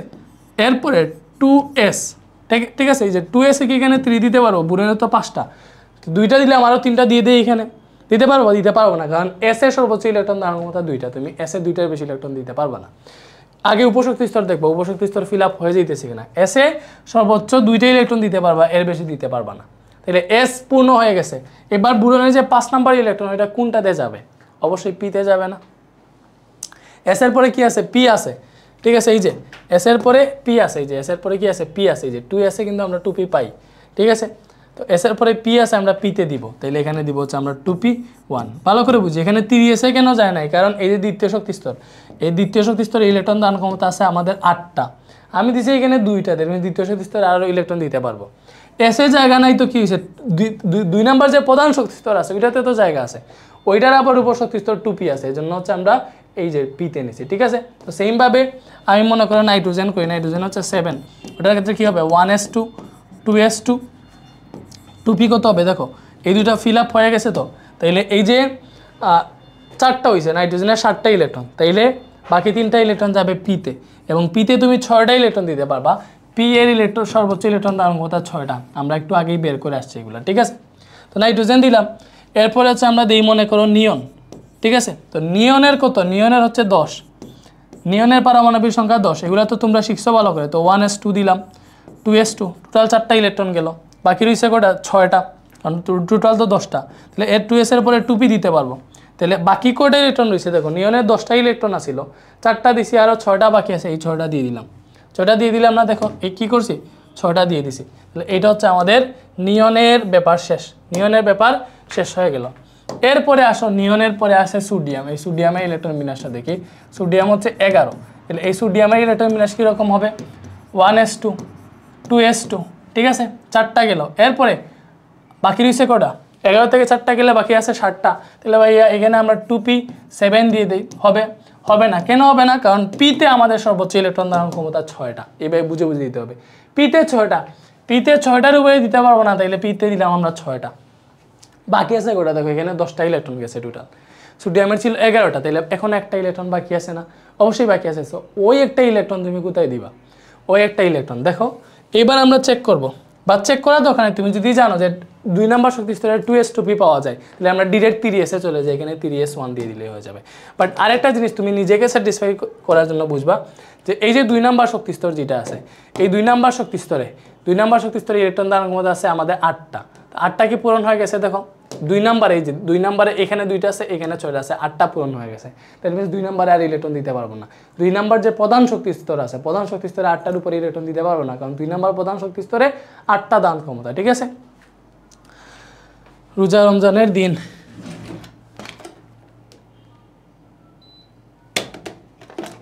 ওকে, অলরেডি 40 মিনিট পড়াই ফেলছি, ভালো, এখন ইলেকট্রন বিন্যাস শুরু করলাম, মানে এত বেসিক সহকারে পড়াইতেছি জীবনে যাতে সমস্যা না হয়, এটাই হচ্ছে আমাদের বেসিক 2 প্রো কোর্সের কাজ কারবার। এইভাবে আমরা আমাদের কোর্সের প্রত্যেকটা ক্লাস শেষ করব, এরপরে কেমিস্ট্রি 4 পড়বো, কেমিস্ট্রি 5 পড়বো, 6 পড়বো, 7 পড়বো, না 11 পড়বো, যেগুলো দেওয়া আছে সবগুলো পড়বো ইনশাল্লাহ। ঠিক আছে, এবং আরেকটা কথা, আমরা হচ্ছে ওই যে ফিজিক্সও এইভাবে পড়তেছি একদম বেসিক সহকারে, সো যারা আছে 26-27 আসো, এই যে এইটা তো আমাদের কোর্সের ক্লাস, সুতরাং তোমরা এই চ্যাপ্টারটা ফ্রিতে পাবা, বাকিগুলা পেইড, বাকিগুলা ক্লাস করতে চাইলে অবশ্যই আমাদের সাথে কানেক্টেড থাকতে হবে, আমাদের কোর্সে যুক্ত হতে হবে। কোর্সে যুক্ত হইতে হইলে এই নাম্বারে মেসেজ দিও 01309270105, এটা হচ্ছে আমাদের হোয়াটসঅ্যাপ, এই হোয়াটসঅ্যাপে মেসেজ দিলেই হয়ে যাবে। ঠিক আছে, ভালো থাকো, সুস্থ থাকো, না আমাদের ক্লাস বাকি আছে। ওকে, এরপরে দেখো আমরা জানি 2s2p এর পরে কি আছে, এইভাবে যদি আমরা সহজে বুঝতে চাই, দেখো সহজে যদি বুঝতে চাই তাহলে এইভাবে বুঝবো যে 2s2p এর পরে আর কিছু নাই, 2s2p এর পরে আর কিছু নাই, আমাদের ডিরেক্ট 3s আছে, ইলেকট্রনটা 3s এ চলে যাবে। ঠিক আছে, 2s2p এর পরে কোথায় চলে যাবে 3s এ, তো এই যে সোডিয়ামের 11টা আছে, 10টা হয়েছে, তাহলে বাকি ইলেকট্রনটা 3s এ যাবে, সেখানে হবে 3s1, এই যে 3s এ একটা গেছে, এটা আমার হয়ে গেল। ঠিক আছে, বলো বুঝছি, এরপরে আসো, এরপরে ম্যাগনেসিয়াম, ম্যাগনেসিয়াম 12 না, তো ম্যাগনেসিয়ামের ক্ষেত্রে 1s2 2s2 2p6 10টা হইল, তাহলে বাকি দুইটা কোনটাতে যাবে 3s এ যাবে, তাহলে 3s2 হইল। এরপরে অ্যালুমিনিয়ামের 13টা, অ্যালুমিনিয়াম পারমাণবিক সংখ্যা 13 না, যেগুলা গ্যাপ যাইতেছে মাঝখানে ওইগুলা তোমরা করবা। ঠিক আছে, তো এটা হচ্ছে আমাদের 1s2 2s2 2p6। ঠিক আছে, এরপরে 13টা তো ইলেকট্রন, তাইলে 10টা হয়েছে এখানে, তাইলে এখানে আমি কি 3s 3 দিতে পারবো না, কারণ s এর সর্বোচ্চ ধারণ ক্ষমতা আছে 2টা, s এর 2টাই দিতে হবে। তাহলে এখানে 12টা হয়েছে, আর একটা ইলেকট্রন বাকি আছে। 3s এর পরে কোথায় যাবে? 3p-তে যাবে। তো এখানে হচ্ছে আমরা 3p-তে দিলাম। তো এখানে একটা জিনিস আমি ফাঁকি দিতেছি সবসময়, 3s এর পরেই যে 3p-তে যাবে, কেন 3p-তে যাবে ওইটার বিশ্লেষণ আছে, ওইটা পরে শিখবো। এই যে 3p1 দিলাম আমরা, ঠিক আছে। তো এই যে আমাদের অ্যালুমিনিয়াম ইলেকট্রন বিন্যাস হয়ে গেছে। দেখো 2টা 6টা, এখানে 4টা আছে, আর 6টা 10টা 11টা 12 13টা ইলেকট্রন হয়ে গেছে। এইবারে এইভাবে তুমি দিতে থাকো। ক্লোরিন কত? 17। ক্লোরিনেরটা আমরা একটু দেই, 1s2 2s2 2p6 3s2, কটা হয়েছে? অলরেডি 12টা দিছে এখানে। ক্লোরিন 17টা, আরও বাকি আছে 5টা, এই যে 3p5 দিয়ে দিলাম, ঠিক আছে। এরপরে দেখো ক্লোরিনের পরে আসবে আর্গন। আর্গন কত? আর্গন হচ্ছে 18। আর্গন কত? 18। তাহলে আর্গনের ইলেকট্রন বিন্যাস কেমনে পাবো? 1s2 2s2 2p6 3s2। এরপরে দেখো আর্গনের এখানে কয়টা ইলেকট্রন আছে? টোটাল 18টা। আমি দিছি এখানে কয়টা? 12টা দিছি না? তাহলে বাকি যে 6টা ইলেকট্রন এটা 3p6-এ যাবে। এরপরে আসবে পটাশিয়াম। এই যে পটাশিয়াম ব্যতিক্রম ছিল, মনে আছে? এই যে পটাশিয়াম যখন করছিলাম তখন পটাশিয়ামের সে তৃতীয় শক্তি স্তরে 18টা ইলেকট্রন জায়গা ধরার কথা, বাট সে 8টা ইলেকট্রন দিয়ে মানে পরবর্তী ইলেকট্রনটা চতুর্থ শক্তি স্তরে গিয়ে দিছিল। এই পটাশিয়াম বেচারা এখানে আসছে, এখানে এইসব পেচ লাগাবে। দেখো 1s2 2s2 2p6 3s2, এরপরে 3p6। তো আমাদের হিসাব অনুযায়ী 3p6-এর পরে কোনটা আসার কথা? দেখো আমাদের হিসাব অনুযায়ী 3p6-এর পরে এই যে 3p এর পরে আমাদের 3d আসার কথা। সো আমরা এখানে দেওয়া উচিত আমাদের 3d, ঠিক আছে, এটাই দেওয়া উচিত না? দেখো 3p এর পরে 3d আসার কথা, সো আমরা 3d দেওয়া উচিত, যে 3d1 দিব এখানে, তার 19 নম্বর ইলেকট্রনটা এখানে দিব, শেষ ইলেকট্রনটা, ঠিক আছে। মানে আমাদের এই 3d1 আমরা দিতে পারবো না। কেন পারবো না? দেখো ফার্স্টে হচ্ছে আমরা তো জানি p পড়ে গেছে, p-তে 6টা হয়ে গেছে, আমরা 3d-তে যাওয়ার কথা, আমরা 3d দিতে পারবো না। কেন দিতে পারবো না? আরেকটা কথা দেখো, আমাদের নিয়ম অনুযায়ী দেওয়া উচিত। 3s এর পরে আমাদের 3p এর পরে 3d ছিল, ওইটা অনুযায়ী দেওয়া উচিত। আরেকটা জিনিস, এই যে প্রধান শক্তিস্তর 3 নম্বর শক্তিস্তরের ইলেকট্রন এখানে 8টা হয়েছে, 2 আর 6 8টা হয়েছে। তাইলে আমাদের এই 3 নম্বর শক্তিস্তরের ইলেকট্রন ধারণ ক্ষমতা আছে 18টা, আমরা জানি। তাহলে এটাতে 18টা ইলেকট্রন ধারণ ক্ষমতা আছে, তাইলে তো আমাদের প্রধান শক্তিস্তরও বর্তেছে না, মানে প্রধান শক্তিস্তরের ইলেকট্রন এখনো বাকি আছে। আমরা প্রধান শক্তিস্তরে আরও ইলেকট্রন দিতে পারবো, এখানে 3d আছে, 3d-তেও দিতে পারবো, বাট আমাদের বলতেছে আমরা দিতে পারবো না। এখন কেন দিতে পারবো না? আমাদের বলতেছে যে 3d-তে ইলেকট্রন না গিয়ে সেটা 4s-এ চলে যাবে। দেখো 3d এর পরে কে আছে? 4s-এ আছে, এই 4s-এ চলে যাবে ওরা বলতেছে। এখন ওরা কেন বলতেছে? এটা তো বিশ্লেষণ লাগবে অবশ্যই, তো এটা বিশ্লেষণ আমি দিতেছি। দেখো ওরা বলতেছে 3d-তে না গিয়ে 4s-এ চলে যাবে। 3d-তে না গিয়ে কোথায় চলে যাবে? 4s-এ চলে যাবে। আচ্ছা, ওদেরকে আমি শিখাই দিয়েছি কেন 4s-এ চলে যাবে, এইভাবে কেন বলছে ওরা। দেখো 4s-এ চলে যাবে বলছে, ঠিক আছে। তো আমরা যাই 4s-এ। এটার ক্ষেত্রে আমাদের একটা নতুন জিনিস শিখতে হবে, সেটা হচ্ছে আউফবাউ নীতি। কি ভাইয়া? আউফবাউ নীতি। এই আউফবাউ নীতি আমাদের বলতেছে, দেখো এটা হচ্ছে এইভাবে, পটাশিয়াম একটা ব্যতিক্রম, এইভাবে চলে যাবে। সো এটার জন্য শিখতে হবে আমাদের আউফবাউ নীতি। ওকে, সো দেখো আমরা কোথায় ছিলাম? আমরা ছিলাম এটাতে যে এইখানে 3p6-এর পরে ইলেকট্রন 3d-তে না গিয়ে কেন 4s-এ গেল, এটাতে ছিলাম তো। আচ্ছা, সো এটা হয় আউফবাউ নীতির জন্য। সো আমরা একটু আউফবাউ নীতিটা দেখি। এই জিনিসটা হয় আউফবাউ নীতির জন্য। সো আউফবাউ নীতি কি? আউফবাউ নীতি হচ্ছে বিজ্ঞানী আউফবাউ, ঠিক আছে। উনি কি বলছে? উনি বলছে যে ইলেকট্রন আগে যে অরবিটালের মান কম, যে শক্তি স্তরের শক্তি কম, ঠিক আছে, ওই শক্তি স্তরে প্রবেশ করবে। ইলেকট্রন আগে যেটার শক্তি কম ওই শক্তি স্তরে প্রবেশ করবে। সো আমরা এখন 3d এবং 4s-এর শক্তি কম্পারিজন করব, যে এই দুইটার মধ্যে আমাদের ইলেকট্রন 3d-তে যাওয়ার কথা ছিল, 3d-তে না গিয়ে কেন 4s-এ গেল। সো এই আমাদের অরবিটালের শক্তি হিসাব করা হয় কি দিয়ে ভাইয়া? অরবিটালের শক্তি হিসাব করা হয় n+l দিয়ে, ঠিক আছে। আমাদের যে এই যে শক্তি স্তরগুলো আছে এগুলার শক্তি হিসাব করা হয় n+l দিয়ে, যেখানে n হচ্ছে আমাদের প্রধান শক্তি স্তরের মান, l হচ্ছে সহকারী শক্তি স্তরের মান। তাহলে এই যে 3d আছে, এই 3d-র শক্তি যদি হিসাব করি, দেখো এখানে n এর মান 3, দিলে 3+, এখানে d এর মান কত ভাইয়া? d কি ভাইয়া? d হচ্ছে l। তো l হিসাবে d এর মান কত? এটা আমরা সবাই জানি। l হিসাবে d এর মান কত? spdf ছিল না? spdf। সো এখানে s0 p1 d2 f3, এটা আমরা জানি। তাহলে এল হিসাবে ডি এর মান 2, তাহলে এখানে 2 বসাও। তাহলে ওইটা থেকে আসতেছে আমাদের 3d এর মান 5, আমাদের 3d এর মান কত আসছে 5 আসছে। এবং আমরা 4s এর শক্তি যদি হিসাব করি তাহলে 4s সমান হবে 4 প্লাস n প্লাস এল, তো সূত্র কি n প্লাস এল, তাহলে দেখো আমরা n প্লাস এল হিসাবেই লিখি n প্লাস এল। তো তুমি এটা ভালো করে বুঝতেছো, এটা হচ্ছে n এর মান, এটা হচ্ছে আমাদের এল, ঠিক আছে, এটা হচ্ছে আমাদের এল। তাহলে আমাদের n এর মান এখানে 4 প্লাস এল হিসাবে s আছে, তো s এর মান কত 0, তাহলে 4 প্লাস 0 মানে কত 4। তাহলে এখান থেকে আমরা বুঝলাম দেখো যে 3d এর থেকে 4s এর শক্তি কম, 3d এর থেকে 4s এর শক্তি কম। সো যেইটার শক্তি কম ইলেকট্রন আগে ওইটাতে প্রবেশ করে। এজন্য এই যে আমাদের পটাশিয়ামের 19 নাম্বার ইলেকট্রন যেটা আছে, ঠিক আছে, পটাশিয়ামের 19 নাম্বার ইলেকট্রন যেটা গেল কই, পটাশিয়ামের যে 19 নাম্বার ইলেকট্রন আছে এই 3p এর পরে এটা 3d তে না গিয়ে 4s এ গিয়ে হচ্ছে এটা 4s1 হয়, ঠিক আছে। 3d তে না গিয়ে এটা কই যায়, 3d 0 রেখে এটা হচ্ছে 4s1 হয়ে যায়। কেন হয়েছে জিনিসটা আশা করি এখন বুঝতে পারছো, ঠিক আছে, কেন হয়েছে আফবাউ নীতির জন্য। তো এটা আমরা আরও ডেসক্রাইবলি দেখবো। আবার দেখি পটাশিয়াম 19, আবার দেখি জিনিসটা। সো আমাদের এরকম হওয়া উচিত ছিল 1s2 2s2 2p6 3s2 3p6। তো এখানে হয়েছে 18টা ইলেকট্রন, দেখো 4টা 10টা 12টা 6টা 18টা। তাহলে আমাদের 19 নম্বরের ইলেকট্রন কই যাওয়ার কথা 3d তে, ঠিক আছে।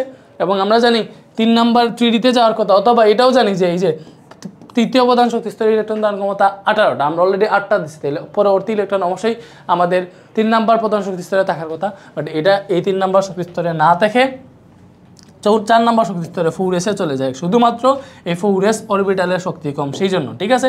এজন্য এই 4s1 হয়, 3d 1 না হয়ে 4s1 হয়। সো আশা করি জিনিসটা বুঝছি, এটা আফবাউ নীতির জন্য হয়। এবং এইটার কাহিনীর জন্য দেখো 3p6 এর পরে যে 4s ইলেকট্রন চলে গেছিলো, এই জন্য হচ্ছে আমরা এই জিনিসটা ব্যতিক্রম আঁকছিলাম।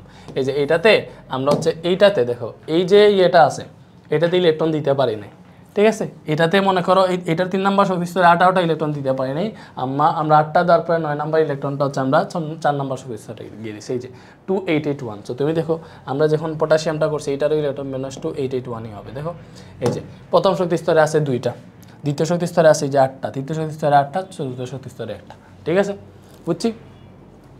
এই যে এখানে নাম্বার যেগুলো দেওয়া আছে এগুলো প্রধান শক্তি স্তর, SPDF এগুলো হচ্ছে উপশক্তি স্তর, সাবসেল, ঠিক আছে। তো এরপরে আসো আরও দেখি আমরা এখন স্ক্যান্ডিয়ামের দেখো স্ক্যান্ডিয়াম হচ্ছে 21। আচ্ছা এরপরে ক্যালসিয়াম দেখি, আমরা সবগুলোই দেখি।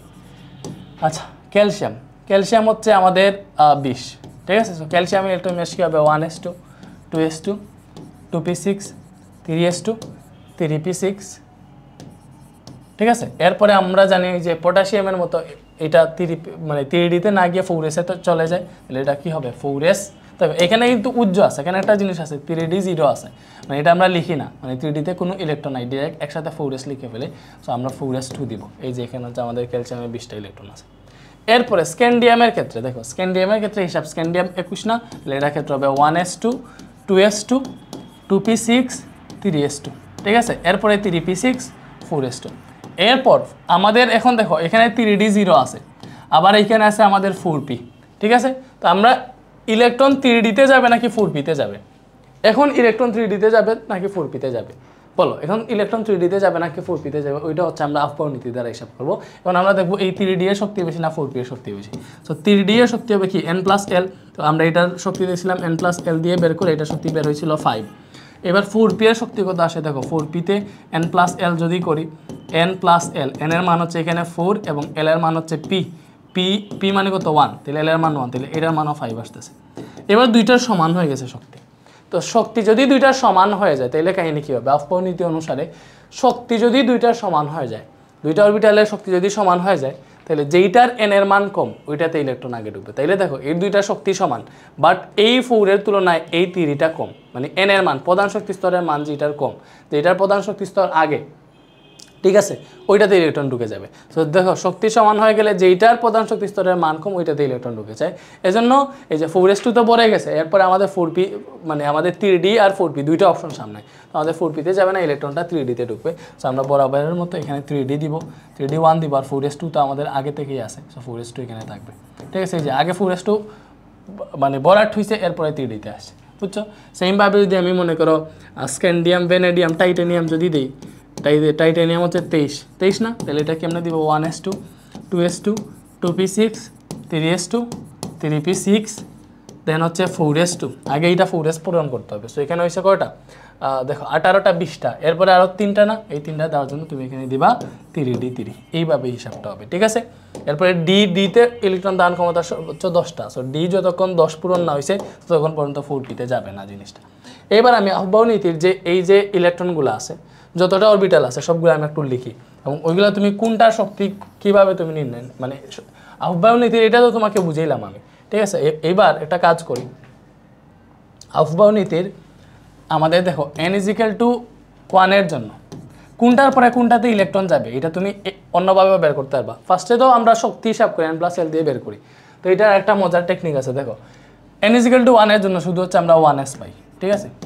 এরপরে n=2 এর জন্য n=2 এর জন্য আমরা কি পাইছিলাম, n=2 এর জন্য পাইছিলাম 2s আর 2p, এগুলো তো আর মনে আছে।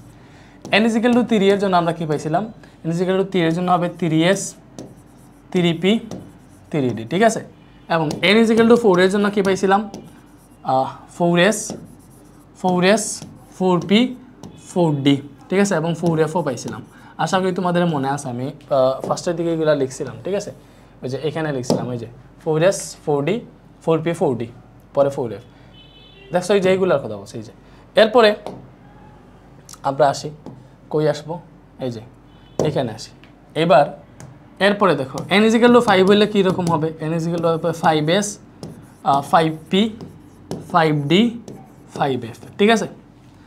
n=6 এর জন্য কী হবে 6s 6p 6d দেন হচ্ছে 6f। আসলে আমি বলি এগুলো হচ্ছে f এর পরে আর কোনটা লাগে না, এর জন্য আমরা লিখতেছি না, এতটুকুই লাগে আর কি, f এর পরে আর কোনটা অ্যাকচুয়ালি লাগে না, বুঝছো, তেমন হচ্ছে লাগে না, বুঝছি।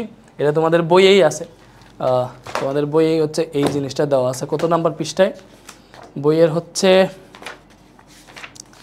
আহ্বায়ক নীতির যেটা, এটা হচ্ছে তোমার বইয়ের, হ্যাঁ বইয়ে দেওয়া আছে, দেখো বইয়ের হচ্ছে 49 পৃষ্ঠায়, ঠিক আছে। তো অ্যাকচুয়ালি এখানে 6d এর পরেও আর ইলেকট্রন লাগে না, সো তুমি রাখতে পারো 6d এর পরে আর মানে হচ্ছে কোনো অরবিটাল লাগে না। তারপরে আমাদের 6f পর্যন্ত আছে, আমি দিয়ে দিই, ঠিক আছে। n=7 হইলে কী হবে 7s 7p 7d 7f, f এর পরে আর উপশক্তি স্তর লাগে না আর কি, বুঝছো, এই জন্য এইগুলো আমরা লিখতেছি না। সো এগুলার দ্বারা কোনটার পরে কোনটা ইলেকট্রন যাবে, দেখো ফার্স্টে 1s ইলেকট্রন আসে, এটা দেখলাম, ঠিক আছে। এরপরে হচ্ছে আমাদের ইলেকট্রন কোনটাতে আসে, এরপরে দেখো আমাদের ইলেকট্রন আসবে 2s, ঠিক আছে। এরপরে আমাদের ইলেকট্রন যায় 2s এর পরে 2p-তে, 2p এর পরে 3s আসে, ঠিক আছে। এরপরে আমাদের ইলেকট্রন যায় 3p-তে, ঠিক আছে, 3p-তে যায় না, 3p থেকে পরে 4s আসে, ঠিক আছে। এরপরে ইলেকট্রন যায়, দেখো এরপরে যায় হচ্ছে 3d-তে পরে 4p 5s, এই যে আড়াআড়ি ক্রস করবা, তুমি এখানে হিসাব করে দেখবা ফার্স্টে 3d-তে যাবে, এরপরে 4p-তে যাবে, এরপরে 5s-এ যাবে, ঠিক আছে।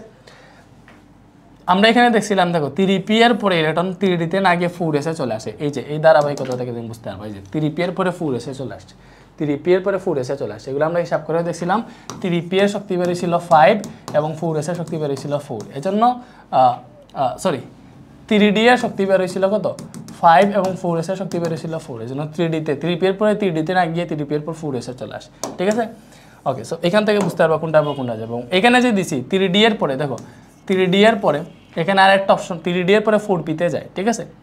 4p এর পরে 4d-তে না গিয়ে 5s-এ চলে আসে, 4p-তে গিয়ে 4p এর পরে 4d-তে না গিয়ে 5s-এ চলে আসে, কেন 4d এর শক্তি কত দেখো 4 + d এর মান 2, তাহলে পেলাম 6। অন্যদিকে 5s এর শক্তি কত 5 + s এর মান হচ্ছে 0, তাহলে এখানে পেলাম 5। সো এটা হচ্ছে 5s এর শক্তি, তাহলে 5s এর শক্তি হচ্ছে 5, 4d এর শক্তি হচ্ছে 6, তাহলে এজন্য 4p এর পরে 4d-তে না গিয়ে 5s-এ চলে আসে, ঠিক আছে। এগুলো তো আমরা বের করা জানি যদিও, তারপরে হচ্ছে আমি এখানে রেখা দিয়ে বুঝিয়েছি, এইভাবে হচ্ছে ইলেকট্রন ঢুকবে। এরপরে এই যে 4d 5p 6s এইভাবে ঢুকবে, এরপরে যাবে 4d-তে, এরপরে 4d এর পরে 4f-এ না গিয়ে 5p-তে যাবে, ঠিক আছে। কারণ 4f এর শক্তি হচ্ছে দেখো 4 + f এর মান 3 7, অন্যদিকে তোমার 5p এর শক্তি কি 5p এর শক্তি হচ্ছে 5 + p এর মান 1, ওটা থেকে পাবা 6। তো ইলেকট্রন 6-এ যাবে না 7-এ যাবে, যেটা শক্তি কম ওইটাতে যাবে, এজন্য 4d এর পরে ইলেকট্রন 4f-এ না ঢুকে 5p-তে ঢুকবে। সো এটা হচ্ছে একটা ওয়ে, বাট আমাদের কাছে এই ওয়ে লাগে না, আমরা জাস্ট এইভাবে শক্তিটা হিসাব করে বের করে বলতে পারি, ঠিক আছে। যাই হোক, এরপরে ইলেকট্রন যাবে এই দিকে, এই যে ওই যে এইভাবে দিয়ে দিবা, জাস্ট কর্নার ক্রস আর কি, কর্নার ক্রস, ঠিক আছে। ওকে, এরপরে কোনটা, এরপরে এইভাবে যায়, ঠিক আছে। ওকে, শেষ। এরপরে এইগুলো আসলে লাগে না, এতটুকুই থাকে, এগুলো আসলে আমাদের লাগেই না, বাকি যা আছে না এগুলো লাগেই না, এগুলো লাগে না, এটাই হচ্ছে আমাদের ইয়ে। দেন হচ্ছে 7s 7p এর পরে আর লাগে না, ঠিক আছে, বুঝছি। তো এইভাবে হচ্ছে ঢুকে। সো এখানে যদি 8s থাকতো তাহলে হচ্ছে আমরা 8s দিতাম, যাই হোক এখানে 8s দিতাম, বাট তোমাকে জাস্ট সিরিয়ালটা আমি দেখাই দিলাম, বুঝছো। ওকে, সো এইভাবে হচ্ছে ইলেকট্রনগুলো ঢুকবে। কারণ তুমি দেখবা আমি আমার এটা ঠিক আছে 5d এর পরে আমাদের 6p আসার কথা, 6p এর পরে 7s আসার কথা, এরপরে এটা শেষ হয়েছে মানে আবার এখান থেকে শুরু হবে। জিনিসটা কীরকম, এই যে ফার্স্টে আমি তোমাকে দেখাই, ফার্স্টে ইলেকট্রন ঢুকবে হচ্ছে এটাতে 1s এ, 1s শেষ, এরপরে এটাতে 2s, এরপরে দেখবা 2s শেষ, এরপরে 2p-তে ঢুকবে, 2p এর পরে 3s-এ ঢুকবে, এরপরে আবার এখানে আসবে 3p-তে ঢুকবে, পরে 4s, এরপরে এখানে 3d 4p 5s, এরপরে 4d-তে, পরে 5p-তে, পরে 6s-এ, 4f 5d 6p 7s, এইভাবে, পরে 5f 6d 7p 8s, এইভাবে আর কি জিনিসটা। তো এইটা আমরা বুঝলাম এইভাবে ঢুকবে, সো এটা মনে রাখো। এখন হচ্ছে আমরা আরেকটা ব্যতিক্রম দেখবো। সো আমরা ওই যে ব্যতিক্রমগুলো অলরেডি পড়ে ফেলতেছি, বুঝছো, ইলেকট্রন বিন্যাসের ব্যতিক্রমগুলো পড়ে ফেলতেছি। সো এখন আমরা আধুনিক ইলেকট্রন বিন্যাসগুলো করতেছি, বুঝছো। স্লাইডগুলো আর ডিলিট দিয়ে দেখান, অলরেডি এগুলো আমরা করে ফেলছি। ওকে,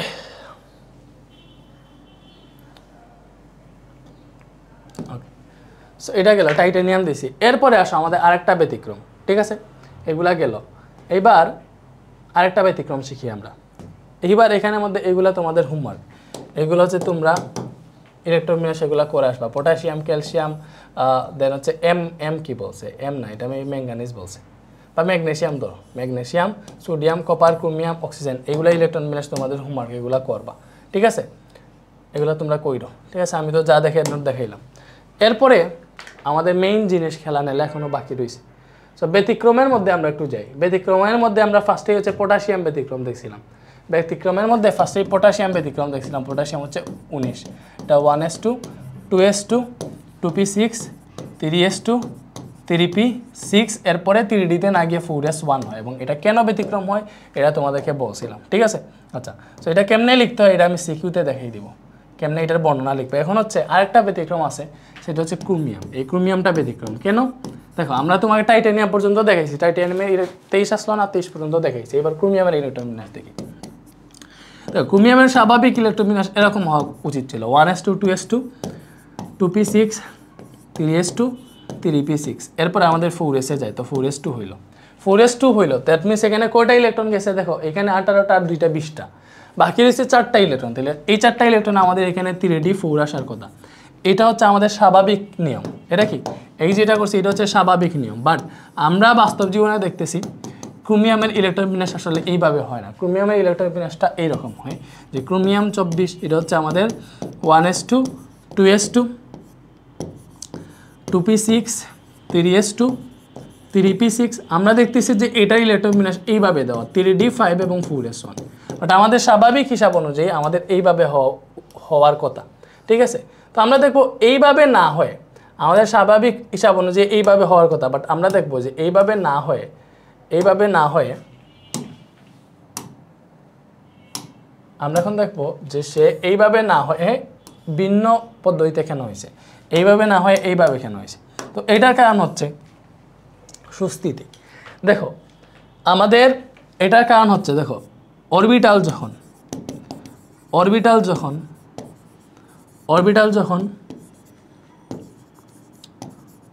পূর্ণ অথবা অর্ধপূর্ণ, অরবিটাল যখন অর্ধপূর্ণ অথবা পূর্ণ থাকে, ঠিক আছে, পূর্ণ থাকে, তখন সবচেয়ে বেশি সুস্থিতি অর্জন করে, সবচেয়ে বেশি স্থিতিশীলতা তার মধ্যে কাজ করে। অরবিটাল যখন অর্ধপূর্ণ বা পূর্ণ থাকে তখন সবচেয়ে বেশি স্থিতিশীল থাকে সে, ঠিক আছে, সবচেয়ে বেশি স্থিতিশীলতা অর্জন করে বা সুস্থিতিশীল থাকে, ঠিক আছে। অরবিটাল যখন পূর্ণতা বা অর্ধপূর্ণ থাকে তখন সে কি থাকে, সবচেয়ে বেশি সুস্থিতিশীল থাকে। সুস্থিতিশীল বানানো হয়েছে কিনা জানি না, তোমরা চেক করো। তো একটা অরবিটাল পূর্ণ বা অর্ধপূর্ণ মানে কি, লাইক এই যে পি অরবিটাল, পিতে 6টা ইলেকট্রন ধারণ ক্ষমতা আছে, তাইলে এটা যখন p3 থাকবে তখন এটা অর্ধপূর্ণ, এটা কি অর্ধপূর্ণ, ঠিক আছে, বুঝছো। একটা ডি অরবিটালে 10টা ইলেকট্রন থাকে, সর্বোচ্চ ধারণ ক্ষমতা 10টা, এটা যখন d5 থাকবে তখন এটা অর্ধপূর্ণ থাকবে। এফ অরবিটালে 14টা ইলেকট্রন দান ক্ষমতা, এফ 14 পর্যন্ত হইতে পারে। তাহলে এফ এ যখন আমাদের 7টা ইলেকট্রন থাকবে তখন এটা কি হবে, এটা হবে আমাদের অর্ধপূর্ণ। তাহলে এই যে অর্ধপূর্ণ অবস্থা, এই যেগুলো লিখছে এগুলো কি অর্ধপূর্ণ অবস্থা, এগুলো কি অর্ধপূর্ণ, এটা হচ্ছে অর্ধপূর্ণ অবস্থা। অথবা আরেকটা হচ্ছে দেখো এইভাবে P6D10F14, এগুলা কি ভাইয়া, P6D10F14 এগুলা কি, এগুলা হচ্ছে আমাদের পূর্ণ, এগুলা কি, এগুলো হচ্ছে আমাদের পূর্ণ, এগুলা কি পূর্ণ অরবিটাল, এগুলা কি পূর্ণ অরবিটাল। সো ইলেকট্রন যখন এইভাবে থাকবে P3D5F7 মানে অর্ধপূর্ণ অথবা পূর্ণ থাকবে, তখন হচ্ছে তারা সবচেয়ে বেশি সুস্থিতিশীলতা অর্জন করবে। এজন্য কি হয়, এজন্য আমরা এখানে দেখতেছি যে আমাদের এখানে D4 আর 4s2 আছে। তো আমাদের এই যে D4 যেটা, এটা যদি D5 হয়ে যায়, একটা ইলেকট্রন যদি কাছ থেকে নিয়ে আসতে পারে D5 হয়ে যায়, তাহলে সে সবচেয়ে বেশি সুস্থিতিশীলতা অর্জন করবে। এজন্য এই D4 কি করে, এই যে 4s2 থেকে একটা ইলেকট্রন নিয়ে আসে, সে 3D5 হয়ে যায়, এবং এটা থেকে যেহেতু একটা নিয়ে আসে এজন্য ওইটাতে আর একটা ইলেকট্রন থাকে, 4s1 থাকে, বুঝছো? তো এটা কেন হয়, এটার কারণ হচ্ছে অরবিটাল যখন অর্ধপূর্ণ বা পূর্ণ থাকে তখন সবচেয়ে বেশি সুস্থিতিশীলতা অর্জন করে। এজন্য আমাদের 3D4 কি করে, 4s2 থেকে একটা ইলেকট্রন এনে সে হচ্ছে D5 করে অর্ধপূর্ণ হয় এবং 4s1 হয়ে যায় ওইটা, কারণ ওইটাতে হচ্ছে একটা ইলেকট্রন নিয়ে আসছে, তো সো এটা একটা ইলেকট্রন কমে যায়, ঠিক আছে? তো এইভাবে সে সুস্থিতিশীলতা অর্জন করার জন্য ক্রোমিয়ামটা ব্যতিক্রমধর্মী ইলেকট্রন বিন্যাস প্রদর্শন করে। সো এটা কেন ব্যতিক্রম, সেই জিনিসটা বুঝতে পারছি। সেম আর একটা ব্যতিক্রম আছে হচ্ছে আমাদের কপার। সেম আর একটা ব্যতিক্রম হচ্ছে কপার। কপারের স্বাভাবিক ইলেকট্রন বিন্যাস হওয়ার কথা ছিল এরকম, কপারের স্বাভাবিক ইলেকট্রন বিন্যাস হওয়ার কথা ছিল এরকম 1s2 2s2 2p6 3s2 3p6, ঠিক আছে? 3p6 এরপরে আমাদের ইলেকট্রন জানি 3d-তে না গিয়ে 4s-এ যায়, তো 4s2 হইল। তো 4s2 হওয়ার পরে এখানে ইলেকট্রন কয়টা হয়েছে দেখো, এতটুকু 18 আর 2 20টা, এখানে 29 দ্যাট মিনস আরও 9টা ইলেকট্রন বাকি, দ্যাট মিনস এখানে 3d9 হওয়ার কথা। বাট আমরা জানি যে আমাদের মৌলের, ঠিক আছে, অরবিটালগুলো যদি পূর্ণ অথবা অর্ধপূর্ণ থাকে তাহলে সে সবচেয়ে বেশি সুস্থিতিশীলতা অর্জন করে। এজন্য কপার কি করে, এই যে কপার কি করে ভাইয়া, কপার ইলেকট্রন বিন্যাসটা এরকম হয় যে কপার আমাদের এই যে এতটুকু ঠিকঠাক থাকে 1s2 2s2 2p6 3s2 3p6, ঠিক আছে? এরপরে এটা সুস্থিতিশীলতা অর্জন করে ফেলবে, জাস্ট D9টাকে যদি সে D10 করে ফেলে তাহলে তো সে পূর্ণ অরবিটালে পরিণত হয়ে যাবে। সো সে যদি অরবিটালটাকে পূর্ণ করে ফেলতে পারে, তাইলে কি হবে, তাইলে তো তার হচ্ছে সুস্থিতিশীলতা বিসর্জন করে ফেলবে। এজন্য এই 3d9 কি করে, 4s2 থেকে একটা ইলেকট্রন নিয়ে আসে এটা 3d10 করে ফেলে, যেহেতু এখান থেকে একটা ইলেকট্রন নিয়ে আসছে এটা 4s1 হয়ে যায়, ঠিক আছে? আর বাকি সবগুলো ইলেকট্রন বিন্যাস ঠিকঠাক আছে। এগুলো হচ্ছে ব্যতিক্রম। সো এটা কেন ব্যতিক্রম? কপার সুস্থিতিশীলতা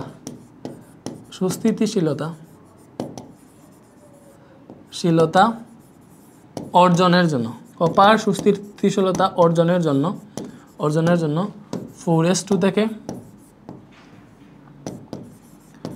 একটি ইলেকট্রন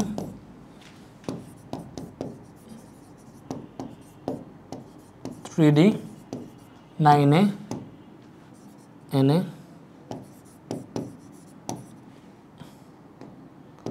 3d10 করে, 3d10 মানে পূর্ণ করে, ঠিক আছে?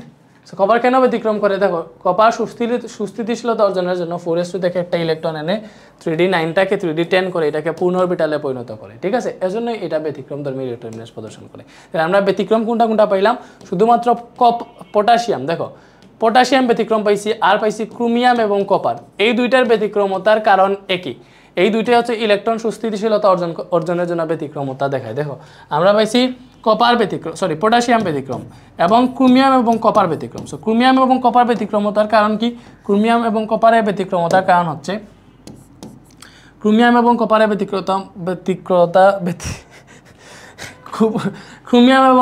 ব্যতিক্রম হওয়ার কারণ হচ্ছে এই দুইটা কি করে, অরবিটাল অর্ধপূর্ণ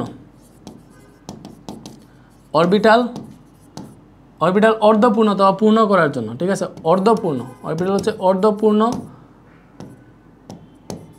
অথবা পূর্ণ করার জন্য ব্যতিক্রমতা দেখায়, এবং অরবিটাল অর্ধপূর্ণ বা পূর্ণ থাকলে কি হয়, সুস্থিতিশীল থাকে। সো মেইনলি সে সুস্থিতিশীলতা অর্জনের জন্য, ঠিক আছে, সুস্থিতিশীল থাকে, সো সে সুস্থিতিশীল হওয়ার জন্য বা স্থিতিশীল হওয়ার জন্য সে কী করে, অরবিটাল অর্ধপূর্ণ বা পূর্ণ করে এবং এটার জন্য সে ব্যতিক্রমতা দেখায়, ব্যতিক্রম ধর্মী এটার ইলেকট্রন বিন্যাস। আর পটাশিয়াম ব্যতিক্রম কেন, এটা হচ্ছে আউটবাউন্ড নীতি, মানে ইলেকট্রন আগে কম শক্তি সম্পন্ন অরবিটালে প্রবেশ করে, ইলেকট্রন আগে কম শক্তি সম্পন্ন অরবিটালে প্রবেশ করে, ঠিক আছে। এই নীতির জন্য পটাশিয়াম ব্যতিক্রম, এজন্য এই নীতির জন্য হচ্ছে 4s-এ না গিয়ে 3d-তে না গিয়ে 4s-এ যায়, কারণ 4s-এর শক্তি 3d থেকে কম, ঠিক আছে, এজন্য 4s-এ আগে ইলেকট্রন যায়। এবং কেন শক্তি কম এটা n+l দিয়ে ভাইয়া বুঝাইছে। সো এগুলা বর্ণনা করে পরীক্ষায় লিখতে হবে, সো এগুলা সিকিউতে দেখাবো, সমস্যা নেই। এখন জাস্ট জেনে ফেলাম যে এটা কোনটা কীরকম। এবার বাকি যেগুলো আছে এগুলো ইলেকট্রন বিন্যাস পারবা না, অবশ্যই পারবা। আমি একটা তারপরে দেখাই দিতেছি এখানে, এটা তোমাদের দেখাই, মনে করো এখানে দেখাইতে পারি, এখানে একটা দেখাই। লাইক মনে করো আয়রনের ইলেকট্রন বিন্যাস কি, আয়রন স্বাভাবিক, আয়রন হচ্ছে 26, এটা ইলেকট্রন বিন্যাস হবে 1s2 2s2 2p6 3s2 3p6, ঠিক আছে, 1s2 2s2 2p6 3s2 3p6। এরপরে হচ্ছে আমাদের 4s2 হয়, এটা তো 4s2 হইল, তো কয়টা হয়েছে 20টা, এরপরে আরও 6টা বাকি, এটা 3d6 হবে, এটা স্বাভাবিকভাবে যাবে, ঠিক আছে। পরে ম্যাঙ্গানিজের ক্ষেত্রে স্বাভাবিক, ম্যাঙ্গানিজ দেখো, ম্যাঙ্গানিজ হচ্ছে 25 না, তা আমাদের ক্রোমিয়ামে দেখছিলাম এরকম ছিল, দেখো 1s2 2s2 2p6 3s2 3p6 4s2। আচ্ছা ম্যাঙ্গানিজ আমরা দেখছিলাম আগেরটাতে ক্রোমিয়ামের শেষে এরকম ছিল 3d5 এবং 4s1। ম্যাঙ্গানিজে গিয়ে কী হয়, এটা 3d5ই থাকে, 3d5ই থাকে এটা, ঠিক আছে। এবং এটা শেষ ইলেকট্রন হচ্ছে 4s2-তে ঢুকে, মানে এটা 4s2 সে ম্যাঙ্গানিজের ক্ষেত্রে তো ব্যতিক্রম না, সে স্বাভাবিক নিয়ম মেনে চলে, ক্রোমিয়াম ব্যতিক্রম। সে ম্যাঙ্গানিজের ক্ষেত্রে কী হয়, 3p6 পরে সে 4s2 করে, 4s2 এর পরে আবার সে তার দেখা যায় এখানে 4s2 মানে কি 20টা ইলেকট্রন হয়ে গেছে, 25টার মধ্যে আরও 5টা বাকি, ওইটা 3d5 করে। সো এইটা হচ্ছে ইলেকট্রন বিন্যাস। আশা করি ইলেকট্রন বিন্যাস নিয়ে আর কোনো তোমাদের সমস্যা হওয়ার কথা না, ঠিক আছে, ইলেকট্রন বিন্যাস পারবা। এবার অ্যাডভান্স কয়েকটা ইলেকট্রন বিন্যাস আমরা করতে পারি, লাইক মনে করো অ্যাডভান্স কয়েকটা দেখাই তোমাদের সুবিধার জন্য আজকে আমরা ইলেকট্রন বিন্যাস পর্যন্তই করবো, ইলেকট্রন বিন্যাস পরে আর পড়বো না। তো মনে করো একটা মৌলর নাম লিখি যেটা হচ্ছে আর্সেনিক, কোথার কথা, মনে করো এখানে লিখলাম হচ্ছে আমি আর্সেনিক, ঠিক আছে, কি লিখলাম আর্সেনিক হচ্ছে ভাইয়া 33। তো এটা ইলেকট্রন বিন্যাস কী হবে, ফার্স্ট হচ্ছে 1s2 2s2 2p6 3s2 3p6, এতটুকু তো হয়েছে। এতটুকু মানে কি, এতটুকু হচ্ছে আমাদের আর্গনের ইলেকট্রন বিন্যাস দেখো, এতটুকু থাকে 18টা না, তো এটাকে তুমি এইভাবে আর্গনও লিখে ফেলতে পারো, যে এতটুকু হচ্ছে আর্গনের ইলেকট্রন বিন্যাস, ঠিক আছে। এরপরে দেখো, এরপরে এইটা হয়েছে, এরপরে সে হচ্ছে 4s2-তে যায়, 4s2 পূরণ করে, কয়টা হয়েছে 20টা। এরপরে আসে 3d-তে, সো এটাকে 3d10 করে, 3d10 পূরণ হয়ে গেল। তো এখানে কয়টা হয়েছে 30টা হয়েছে, দ্যাট মিনস আরও 3টা বাকি, আরও 3টা কই, 3d এর পরে ইলেকট্রন কোনটাতে যাবে, দেখো এখানে দেওয়া আছে 3d এর পরে ইলেকট্রন কোনটাতে যাবে, দেখো 3d এর পরে ইলেকট্রন কোনটাতে যাবে, 3d এর পর ইলেকট্রন 4p-তে যায়, ঠিক আছে, 4p-তে যায়। এটা এখান থেকেও দেখতে পারবো, বাট আমরা আমাদের সিরিয়াল অনুযায়ী বুঝতেছি। এখানে 3d এর পরে দেখো, এখানে 3d এর পরে যে এখানে আমাদের 3d এর পরে 4s2 আছে, তো 3d এর পরে তো 3f এখানে আসে না, আমাদের 4s এর পরে 4d আসে, এরপরে আসে 4f, এরপরে আসে 5s। সো এইগুলোর মধ্যে তুলনা করবে যে কোনটার শক্তি কম, সো এগুলোর মধ্যে হিসাব করে দেখবা যে 4d এর শক্তি কম ঘুরে ফিরে, 4d না তো 4p, 4s এর পরে 4p আছে, 4s এর পরে কি আছে 4p আছে, 4d আছে, 4f আছে, এরপরে আশেপাশে 5s আছে। তো তুমি হচ্ছে ওই যে ভাইয়া একটা ড্র দেখাইছি যে এরো চিহ্ন দিয়ে, ওইটা দেখলেই বুঝতে পারবা কোনটার পরে কোনটাতে যাবে। দেখো আমরা দেখতেছি 3d এর পরে 4p-তে ঢুকবে, 4s অলরেডি বরাট হয়ে গেছে, তো 4p-তে ঢুকবে, তো এটা দিয়ে তুমি বুঝতে পারো যে এটা 4p-তে ঢুকবে। অথবা এগুলো আশেপাশের যেগুলো আছে এগুলোর মধ্যে তুমি দেখতে পারো যে কোনটার শক্তি কম। এগুলোর শক্তি দেখো, 4p এর শক্তি বের হবে 5, হিসাব করে দেখো 4d এর শক্তি বের হবে 4 আর d এর মান 2 6, 4f এর শক্তি বের হবে 7, 5s এর শক্তি বের হবে 5 + s এর মান 0 মানে 5। তো আমরা দেখতেছি 4p এবং 5s এর শক্তি সমান, বাট আমরা জানি শক্তি সমান হইলেও যেইটার n এর মান কম ওইটাতে ইলেকট্রন আগে ঢুকে, এই জন্য 5s এ না ঢুকে 4p-তেই ঢুকবে, ঠিক আছে। তো পরবর্তীটা আমাদের 4p-তেই ঢুকবে, ঠিক আছে। এই জন্য পরবর্তীটা 4s2 এর পরে এটা হবে 4p3 হবে, আর্সেনিক। তো এখানে 30টা, এই যে 4p-তে আরও 3টা, 33টা হয়ে গেছে। তো এইভাবে আমরা আরেকটা দেখি, মনে করো ক্রিপ্টন হচ্ছে আমাদের 36। তো আমরা এতটুকু না লিখে থাকো, এতটুকু না লিখে জাস্ট আর্গন লিখে ফেললে হয়ে যাবে। মানে আমি বুঝাইলাম যে আর্গন পর্যন্ত এতটুকু ইলেকট্রন বিন্যাস লিখে ফেলছি, ঠিক আছে। আর্গন লিখা মানে কি, এতটুকু ইলেকট্রন বিন্যাস লিখে ফেলছি, 18টা লিখে ফেলছি, এরপর বাকিটুকু লিখি। এরপরে জানি এই 3p এর পরে 4s যায়, আর্গনের পরে 4s2 হয়, এরপরে 3d10 হয়। তো এই যে আমাদের 36টার মধ্যে দেখো আর্গনে 18টা আর 2 20টা 10টা 30টা হয়ে গেছে, তাহলে বাকি 6টা কোথায় ঢুকবে? 3d এর পরে আমরা দেখছি কিসে যায়? 4p তে যায়। 3d এর পরে 4p তে যায়, 4s তো অলরেডি বড়াট হয়ে গেছে, 4p তে যায়। তাহলে এখানে 36টা আছে, এটা 4p6 হইতে পারে। আর একটা অ্যাডভান্স থেকে লাইক মনে করো আমাদের সিলভারে সিলভার কত? সিলভার হচ্ছে 47। সিলভারেরটা দেখি, সিলভার হচ্ছে আমাদের এটা আবার ব্যতিক্রম, বুঝছো? সিলভার ব্যতিক্রম, কপারের মতো, তো কপারের নিচে অবস্থিত। এরপরে আমরা অন্যটা দেখি লাইক রুবিডিয়াম আছে না, রুবিডিয়াম হচ্ছে 37, রুবিডিয়াম হচ্ছে 37। তাহলে রুবিডিয়ামের ইলেকট্রন বিন্যাস কী হবে? ফার্স্ট টাইমে আর্গন লিখলাম, এই আর্গন লিখা মানে কি তুমি এইভাবেও লিখতে পারো, আর্গন লিখছি মানে আমি এতটুকু লিখে ফেলছি, আর্গন লিখছি মানে এতটুকু লিখে ফেলছি। এরপরে এটা 4s2 হয়, আমরা যেইভাবে জানি 4s2 হয়, তো এটা হলো 20টা, এখানে 18টা 20টা, এরপরে 3d10 হয়, হইলো কয়টা? 30টা হয়েছে। এরপরে এটা 4p তে যায়, তো 4p থেকে 4p6 পর্যন্ত দিতে পারবে, 4p7 তো দিতে পারবে না, কারণ পিতে সর্বোচ্চ দান ক্ষমতা 6টা। তাইলে এটাতে এখানে টোটাল 36টা হয়েছে। দেখো 18 আর 2 20 আর 10 30 আর 36, তাহলে 37 নম্বর ইলেকট্রন কোথায় ঢুকবে? 37 নম্বর ইলেকট্রন এখানে 4d তে যাবে, 4f এ যাবে নাকি 5s এ যাবে? ওইটার ক্ষেত্রে আমরা দেখছিলাম 4d এর শক্তি 6, n+l দিয়ে বের করে, এটার শক্তি 7, 5s এর শক্তি 5। তো এখান থেকে দেখবা এই সবগুলোর মধ্যে 5s এর শক্তি 4d থেকে কম, 5s এর শক্তি 4d থেকে কম, এজন্য ইলেকট্রন পরবর্তীতে 4d তে না গিয়ে 5s এ যাবে, 4d তে না গিয়ে কই যাবে? 5s এ যাবে। এই যে আমরা দেখে আসি 4d তে না গিয়ে 5s এ যাবে, এবং এটা হচ্ছে আমরা এখান থেকেও দেখতে পারি, এই যে ইলেকট্রন 4d তে না গিয়ে 5s এ যাবে। এই যে 3d লিখছি 4p তে গেছে, 4p শেষ, 4p বড়াট হয়ে গেছে, এখন কোথায় যাবে? 4d তে না গিয়ে দেখো 4p থেকে ডিরেক্ট সে 5s এ আসতেছে, এই যে 5s এ আসতেছে। তো এখন আমরা কি দিব? এখন হচ্ছে আমরা এটা দিব। আর আমরা কি দিব ভাই? এখন হচ্ছে আমরা এটা দিব। তোমাদেরকে যে কত অ্যাডভান্স জিনিস শিখিয়ে দিয়েছি, ঠিক আছে। আমরা দিব 4p6, এখন শেষ, এখন দিব হচ্ছে 5s1, শেষ ইলেকট্রনটা 5s এ গেছে, ঠিক আছে। এবার 5s যদি বড়াট হয়ে যায়, আরেকটার ক্ষেত্রে দেখি আমরা জিরকোনিয়াম দেখি, JR, এটা হচ্ছে জিরকোনিয়াম 30। সো এইবারে এটা 40 জিরকোনিয়াম, এটার নাম হচ্ছে জিরকোনিয়াম। সো এইবার দেখো কতটা ইলেকট্রন বিন্যাস দেখাইতেছে, এবার যতটা ইলেকট্রন বিন্যাস আছে সবগুলোই তোমাদের পারার কথা। এবার তোমরা সবগুলোই পারবা ইনশাল্লাহ, পারবা না? অবশ্যই পারবা। তাহলে এখান থেকে দেখো এটা কি আসবে?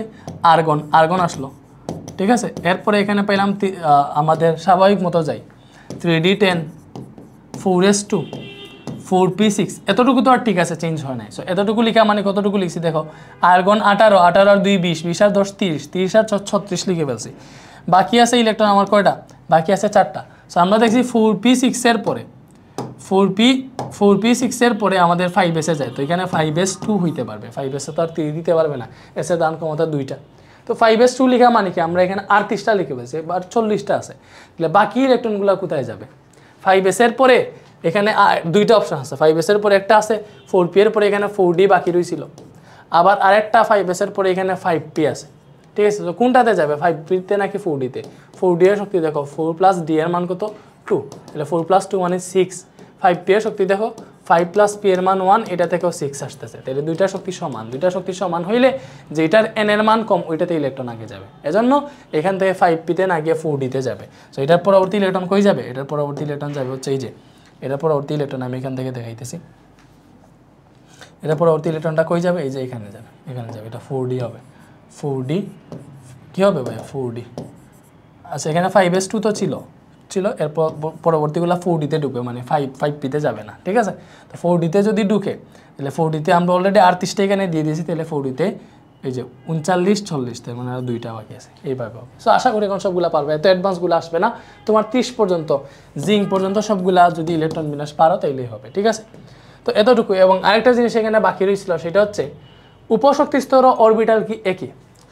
তোমাদের বইয়ের তত্ত্বমতে অবশ্যই একই, বাট আসলে না, কারণ উপশক্তি স্তর হচ্ছে এরকম। দেখো উপশক্তি স্তর মানে কি, তোমরা সামনে গেলে পাবা এই যে আমাদের মনে করো আমাদের এই যে মনে করো 3p অরবিটাল আছে, ঠিক আছে, বা এই যে 2p অরবিটাল আছে, এই যে p অরবিটাল এটা হচ্ছে তোমাদের উপশক্তি স্তর এইটা।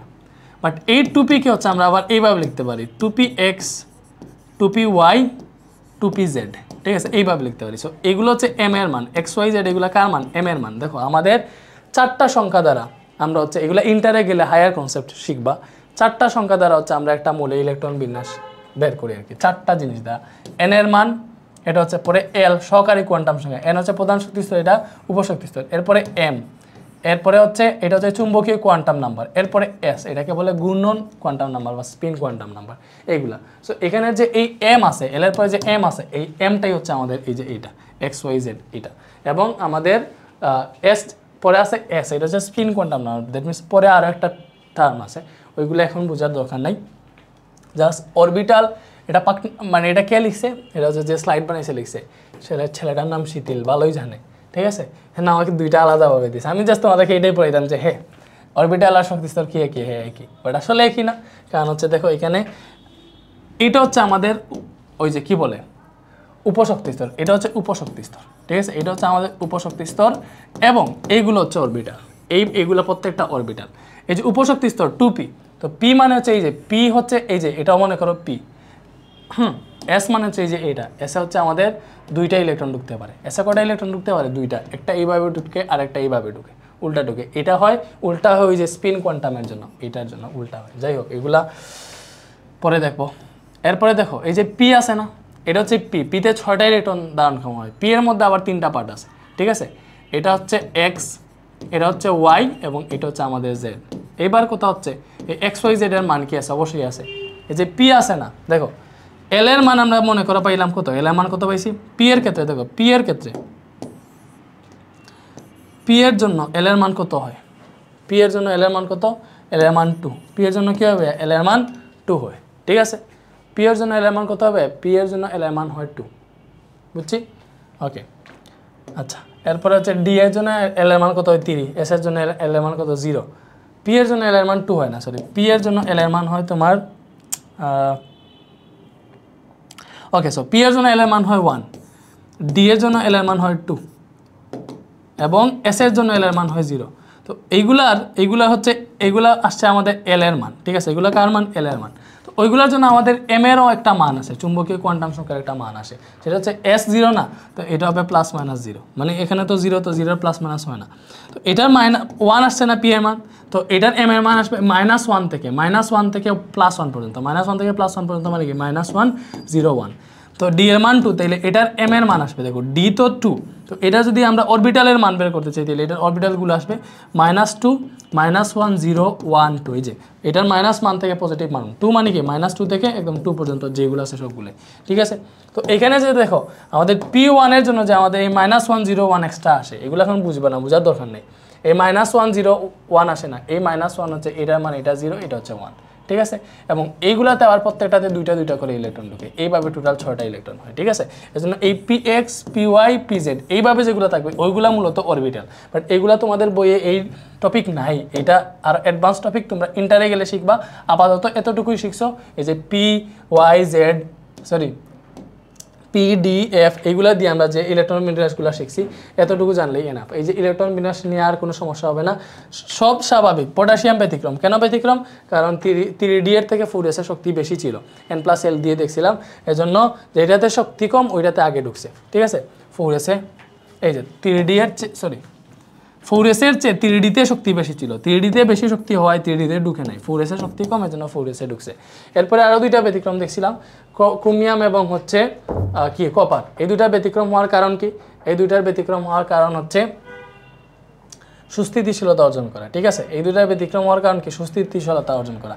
ক্রোমিয়ামের ক্ষেত্রে এটা 3D4টাকে 3D5 করতে চায়, 3D5 করলে সে অর্ধপূর্ণ হয়ে যায়, এজন্য 3D5 এ আসে, 4s2 থেকে একটা ইলেকট্রন 3D তে আসা 3D4 থেকে 3D5 হয়, এটা হচ্ছে ক্রোমিয়ামের ক্ষেত্রে। কপারের ক্ষেত্রে কি ভাইয়া, কপারের ক্ষেত্রে দেখো 3D9 ছিল, এটা যদি 3D10 হয়ে যায় তাহলে পূর্ণ হয়ে যায়, এজন্য সে 4s2 থেকে একটা ইলেকট্রন এনে 3D10 করে ফেলে। সো এই দুইটা ব্যতিক্রম, এতটুকু ইলেকট্রন বিন্যাস, এতটুকু পড়লে ইলেকট্রন বিন্যাস নিয়ে আর কোনো সমস্যা হবে না। সো আমাদের ইলেকট্রন বিন্যাস শেষ। এরপরে আইসোটপ, এগুলো আমরা আরেকটা ক্লাসে শিখবো।